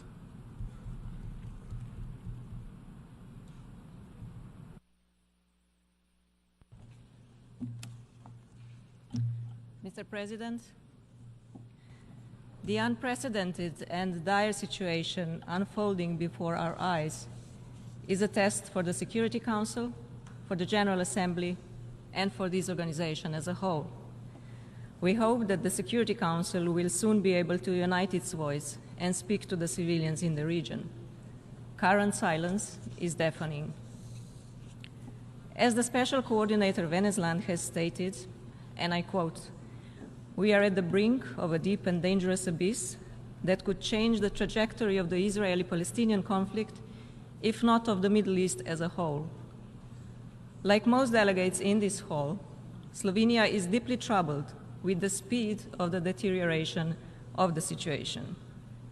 The conflict can easily spiral out of control, escalate, and spill over in the region. We recognize the efforts made by the United Nations, several states and leaders to avert the crisis and humanitarian disaster. We call on all countries in the region and beyond to act responsibly and to cooperate and engage in a constructive dialogue to de-escalate the conflict. Mr. President, there can be no justification for the brutal terror attack of Hamas on Israel, and we strongly condemn it. It has triggered a new cycle of violence and civilian suffering. We call for immediate and unconditional release of all hostages. Israel has a right to self-defense in line with international law. At the same time, the international law is providing all civilians protection during the conflict. The scenes we are witnessing are heartbreaking. Majority of those suffering the most are women and children. No civilian should be a target, and neither used as a hostage or a shield. Slovenia calls on all parties to fully respect international humanitarian law and humanitarian principles. We support all efforts of the UN Secretary General and other parts of the UN system in addressing the pressing humanitarian situation. Without access to water, food, medical supplies, fuel, gas, and electricity, and with constant attacks on civilian objects, schools, hospitals, and protected shelters, the already dire situation in Gaza is turning into a human catastrophe. There is an urgent need for a humanitarian ceasefire or pauses and humanitarian corridors that will enable rapid, sustained, unimpeded, and safe access for humanitarian aid, equipment, and personnel to Gaza and its distribution within Gaza. We should massively scale up our humanitarian assistance to respond to the immense needs on the ground. Slovenia commends the work of humanitarian agencies and their personnel in Gaza, who continue to provide assistance and protection to the people, often at a great sacrifice, paying the ultimate price with their own lives. Recognizing the deteriorating humanitarian situation, Slovenia has recently substantially increased its funding to UNRWA and its activities in support of the Palestinian people. Mr. President, resumption of a meaningful political process which will lead to the two-state solution, living side by side in peace and security, is of urgent and paramount importance. Slovenia has and will continue to support initiatives that reinforce the Middle East peace process, including the Peace Day effort. The Palestinian question has been a testing ground for this organization for far too long. It is high time to turn to the UN Charter and what it mandated us to do, to save succeeding generations from the scourge of war. Let us make sure that humanity prevails. Thank you. I thank the State Secretary in the Ministry of Foreign and European Affairs of Slovenia. I now give the floor to His Excellency Peter Andres Steire, State Secretary for Security Policy of Hungary. Your Excellency.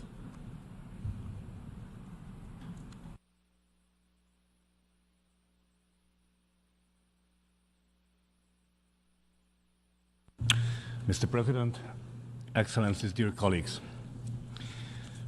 while we align ourselves with the statement that will be delivered by the European Union, on behalf of Hungary, I wish to make the following remarks in my national capacity. Mr. President, on 7th October, Hamas launched Operation Al-Aqsa Flood, a brutal surprise attack into Israel that included a barrage of over 3,000 missiles. Around 1,500 terrorists infiltrated Israel, targeting civilians and civilian locations, including residential areas and residential civilian locations.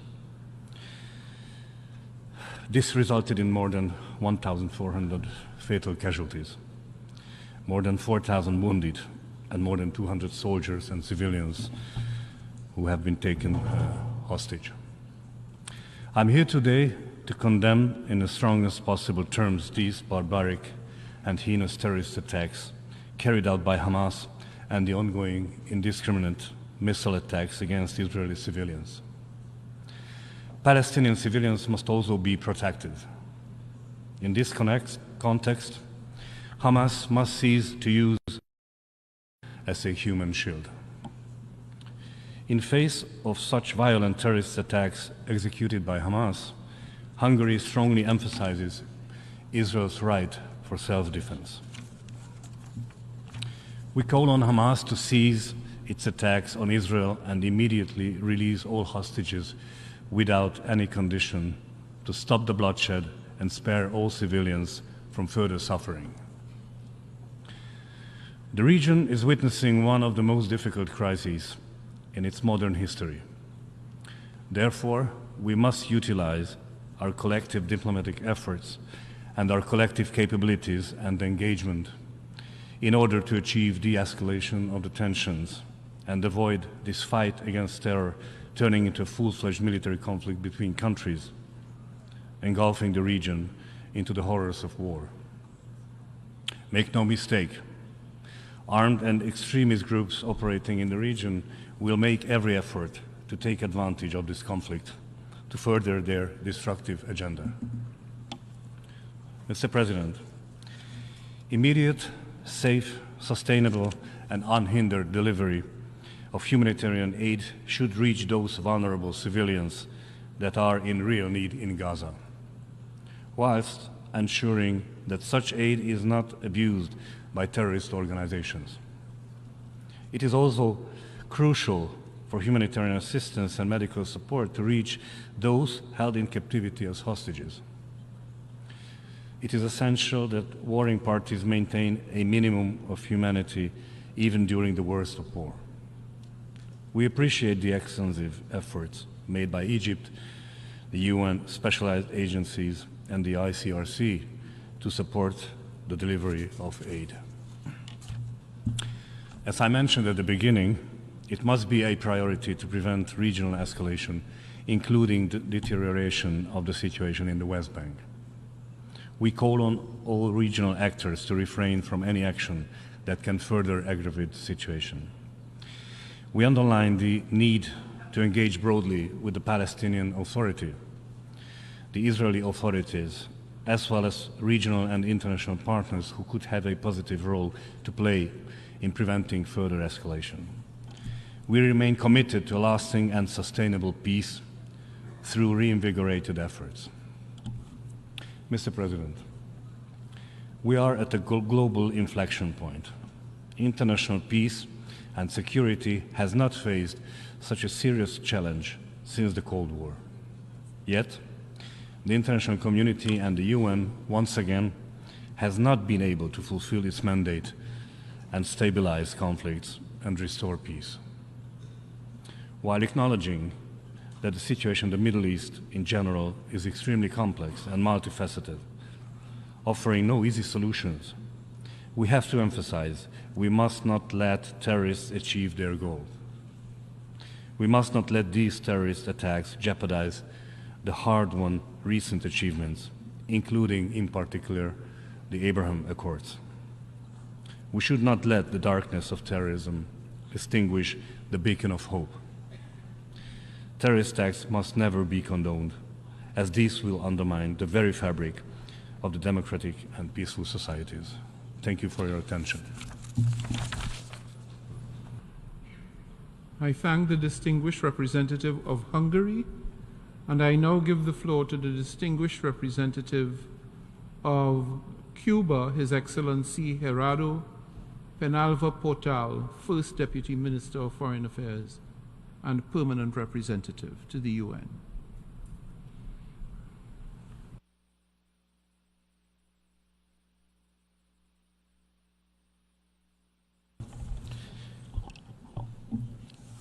Hemos seguido con With great consternation and emotion, we have followed the very grave events in the Middle East. In that context, Cuba supports the resumption of this 10th extraordinary emergency session.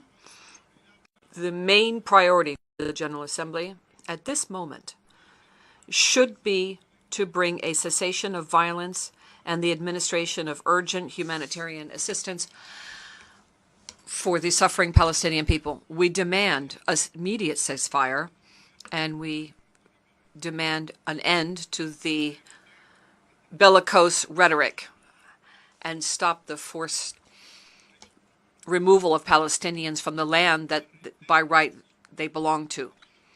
Cuba reiterates its deep-seated concern for the resumed violence in the region, which is a result of 75 years of Israeli practices of occupation, illegal occupation, and settlements, in flagrant violation of the inalienable rights of the Palestinian people on their own land.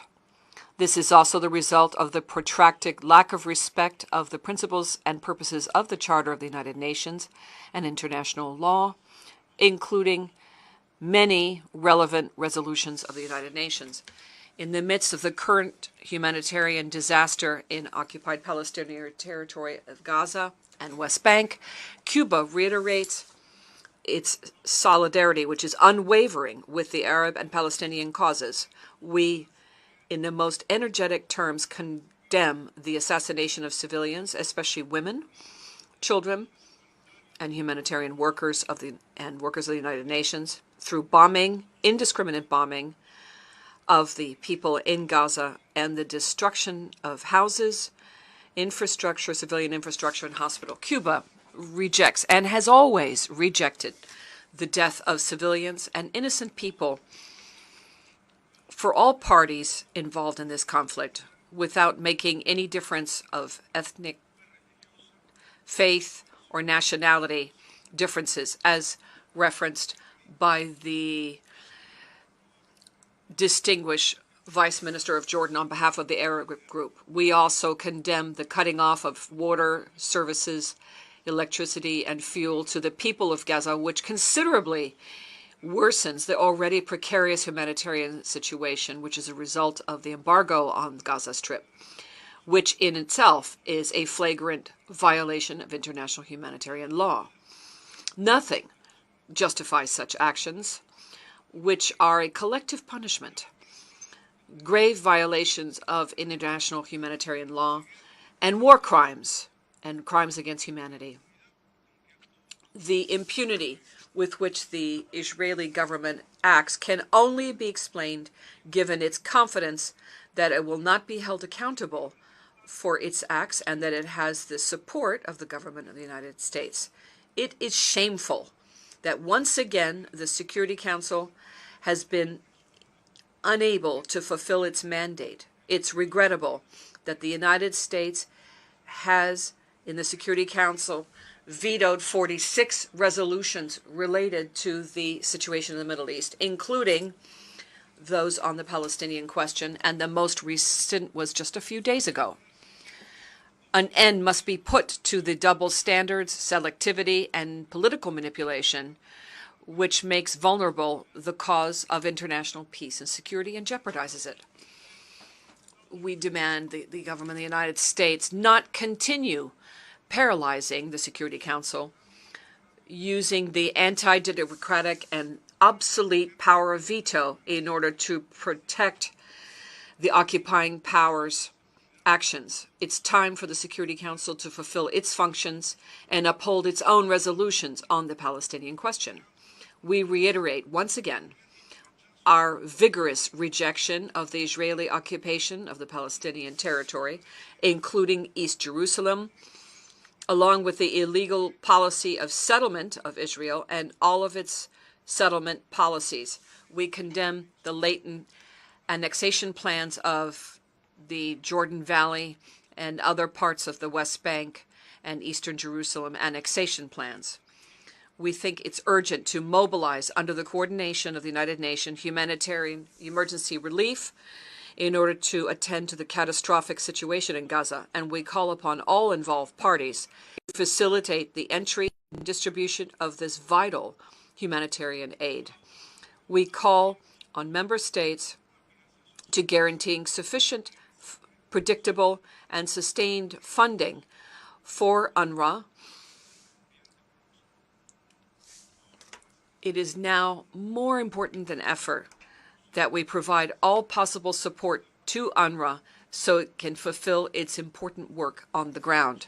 We stress the unavoidable need for a broad, lasting, and fair solution to the conflict between Palestine and Israel based on two states which are independent and which allow the Palestinian people to exercise their right to free self-determination and to have an independent sovereign state within the pre-1967 borders with East Jerusalem as its capital, and to also guarantee the right of return of the refugees. Cuba supports and will contribute to the extent that it can to all international legitimate efforts to put an end to the massacre which has been taking place already for 20 days. Every moment of inaction will cost the lives of more innocent people. We must act immediately. Thank you. I thank the distinguished representative of Cuba, and I now give the floor to the distinguished representative of Mauritania, speaking on behalf of the Organization of Islamic Cooperation.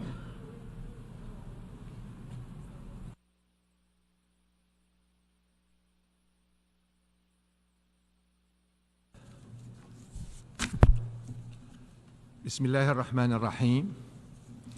I have the honor to deliver this statement on behalf of Member States of the Organization of Islamic Cooperation in my capacity as Chair of OIC Group. Mr. President, we convene today in this 10th emergency special session of the General Assembly in the wake of Security Council failure due to the use of veto by a permanent member, once again furthering the Council's ability to uphold its charter duty to maintain international peace and security and to protect civilians in regard to the grave situation in Gaza Strip and the rest of occupied Palestinian territory, including East Jerusalem. Despite this Assembly's repeated affirmation that the United Nations has a permanent responsibility towards the question of Palestine until it is justly resolved in all its aspects in accordance with international law.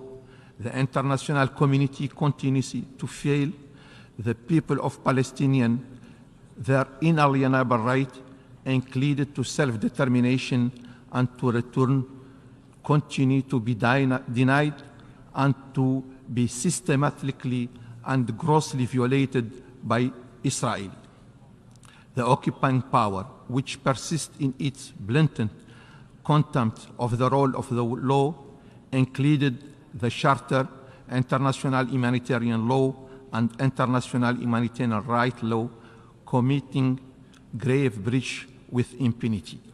Thus, we are witnessing yet another daily Israeli onslaught against the Palestinian people in the Gaza Strip, and assault that has surpassed all level of brutality and humanity, terrorizing the entire civilian population and resulting in thousands of innocent victims. So far, more than 6,000 Palestinians in the Gaza Strip have been killed in Israeli airstrike and bombardment as of 24 October, with 68% of the victims being children and women. More than 16,291 Palestinians have been injured. Over 1,550 people are missing, presumed to be trapped and died under the rubble, among them hundreds of children. It is shocking that in the span of 2 weeks since Israeli military aggression on Gaza was launched, about 1.5 million Palestinian civilians have been forcibly displaced from their homes, with nearly 90,000 people crowded into 100 UNRWA designated emergency shelters, according to available data provided by the OCHA.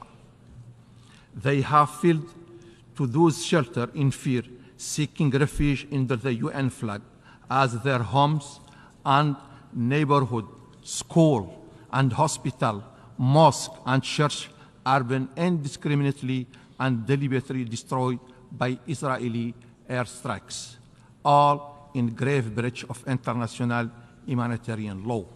Yes, as we all know by now, even UN facilities have not been spared. 38 UNRWA schools and facilities have been hit in Israeli strike, causing death and injury to civilians, damage to facilities, and widespread fear and panic. 29 UNRWA personnel have been killed in Israeli attack, along with other humanitarian workers in the Gaza Strip. We reiterate the call made by the OIC Extraordinary Executive Committee meeting on Foreign Minister held on 18 October 2023 for an immediate cessation of illegal and inhuman Israeli aggression against the Palestinian people and the rejection of a targeting of civilians under any pretext. The forced displacement from their homes and their starvation and denial of safe access to humanitarian aid and essential supplies for survival even worse. All these actions are in contravention of international norms and law, including the UN Charter, international humanitarian law, and human rights law, and the most basic shared human principles and values. They are illegal and reprehensible. They must be firmly condemned and cease forthwith, while Israel, the occupying power, must be compelled to apply with all of its obligations under international law without exception and be held accountable for its breach. We hereby underscore that the fact that a ceasefire is urgently needed and there must be protection for the civilian population in the Gaza Strip and the rest of occupying Palestinian territory, including East Jerusalem. All efforts at this time must prioritize the protection and safety of human lives in accordance with international law and our shared moral and humanitarian obligation and values. Moreover, Israel must end its inhuman siege on Gaza. The OIC underlines in this regard the urgency to provide immediate and sustained humanitarian, medical and relief aid, including food, water, fuel, electricity, and non-food emergency items to the Gaza Strip, included through the UN institution and particularly the United Nations Relief and Work Agency for Palestinian Refugees in the Near East, UNRWA. Assistance is desperately needed, especially by the 1.4 million people who have been forcibly displaced from their homes and lost everything as a result of this aggression. The OIC wishes to also draw attention to Israeli systematic violence, human rights violation, provocation, incitement, and acts of terror against the Palestinian civilian population in the occupied West Bank, including East Jerusalem, which have not ceased for one day. Since the beginning of the month, Israeli occupying forces and extremist settlers have escalated their rampage through the population, cities, village, and refugee camp, killing more than 91 Palestinians, including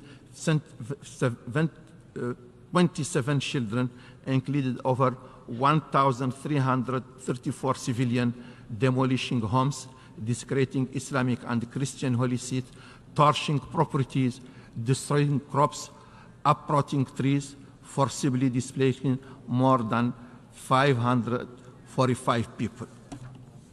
The majority of them children, and hundreds of Palestinians have been arrested and imprisoned, all in grave breach of international law and violation of the relevant UN resolution. Mr. President, the General Assembly gathered in this session, uniting for peace, must address this grave situation and make its contribution to upholding international law, including humanitarian and human rights law, and it must continue to call on the Security Council to uphold its charter duty for the maintenance of international peace and security, which is being threatened by this ongoing injustice, and the fair-reaching consequences for a long and accountability and a just solution remain elusive. Clearly, the absence of any moral, legal, or political deterrence has only emboldened Israel, the occupying power, to carry on with impunity with its illegal policy of colonial settlement and annexation, blockade, forced displacement of Palestinian civilians, systematic ethnic cleansing, organizing acts of terrorism, desecration of holy places, especially Al-Aqsa Mosque, and to persist in its denial and violation of the inalienable right of the Palestinian people, included to self-determination and independence. This illegal situation must be brought to an end. The OIC expressed its deep regret that the Security Council paralysis unable to fulfill its duty and implement its own resolution. The Council is failing in its historical obligation toward the question of Palestine, such obligation that remain pending this passage of over 75 years, thereby severely undermining its key role in maintaining international peace and security and protecting defenseless civilians, including the Palestinian civilian population in Gaza Strip and the rest of the occupied Palestinian territory. The continued use of veto is unacceptable and irresponsible under this crisis situation. Consequently, there is an urgent need for immediate action by the international community, including the Security Council, to bring a halt to this Israeli aggression, to end impunity and assure accountability of Israel, the occupying power, for its war crimes and crimes against humanity, including this aggression and its more than 16 years illegal blockade on Gaza Strip, to provide international protection for the Palestinian people and to open humanitarian corridors so as to allow all necessary supplies of medicine, food, water, fuel, and other life necessities reach the civilian population in Gaza without delay. We express the hope that the General Assembly's action will make a tangible contribution in this regard and call for full respect of its decision. In closing, I reaffirm the historic support of the Organization of Islamic Cooperation for the realization of legitimate, inalienable rights of Palestinian people to self-determination and the realization of the sovereignty and independence of the State of Palestine over all the Palestinian territory occupied since 1967, with East Jerusalem as its capital in accordance with the relevant UN resolution and the Arab Peace Initiative. I thank you. Sayyid al-Rais. Mr. President, allow me now to deliver a statement in my national capacity to comment on what is happening in the Gaza Strip. At the outset, I would like to thank the President of the General Assembly of the United Nations for his responsiveness to our request to hold this session, and we would like to join the statement that has been issued by the Arab group, delivered by His Excellency, the Jordanian Foreign Minister. After the unfortunate and regrettable failure by the Security Council to arrive at a solution to this continuous tragedy, the Arab group and the members of the Organization of Islamic Cooperation and the Non-Aligned Movement and other states decided to submit a request to the President of the General Assembly of the United Nations to resume the 10th emergency special session to discuss the situation in Gaza. The current situation in the Gaza Strip is tragic in every sense of the word. Thousands were killed in a continuous and indiscriminate shelling using internationally banned weapons, and aggression that takes no consideration the sanctity of hospitals or mosques or churches or schools. And the UNRWA staff and journalists were also not spared. Civilians are living in a difficult and exceptional times as they are being shelled and as all means of basic existence are being taken away from 2 million civilians in breach of all international laws and values.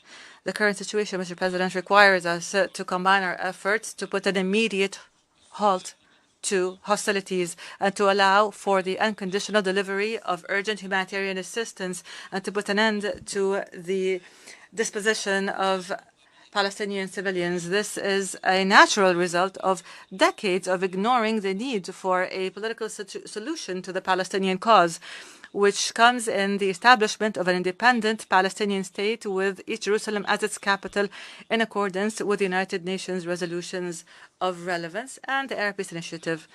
And here I would like to quote from the speech that was delivered by the Mauritanian president last Saturday at the Cairo Peace Summit, which was held in Egypt. And I quote, "The time has come for us, for everyone, to reach the conclusion that no one in this region will enjoy peace and security sustainably unless others enjoy it as well, because peace cannot be achieved by winning a battle or winning a war. Peace is contingent upon it applying to everyone." End of quote. Therefore, the international community must stand united in demanding a negotiated political track where two states, a Palestinian one and an Israeli one, exist side by side, peacefully and securely. Mr. President, ladies and gentlemen, in closing, what we are witnessing, the atrocities that we're witnessing are a source of shame for humanity. And this is why we present a humanitarian resolution that aims to establish a ceasefire so that we can stop the shedding of Palestinian blood and deliver urgent humanitarian assistance. We ask all member states to join in the sponsorship of this resolution and to vote in its favor. I thank you. I thank the distinguished representative of Mauritania. We have now heard the last speaker in the debate on this item for this morning. We shall hear the remaining speakers tomorrow at 10 a.m. in this hall. We stand in adjournment.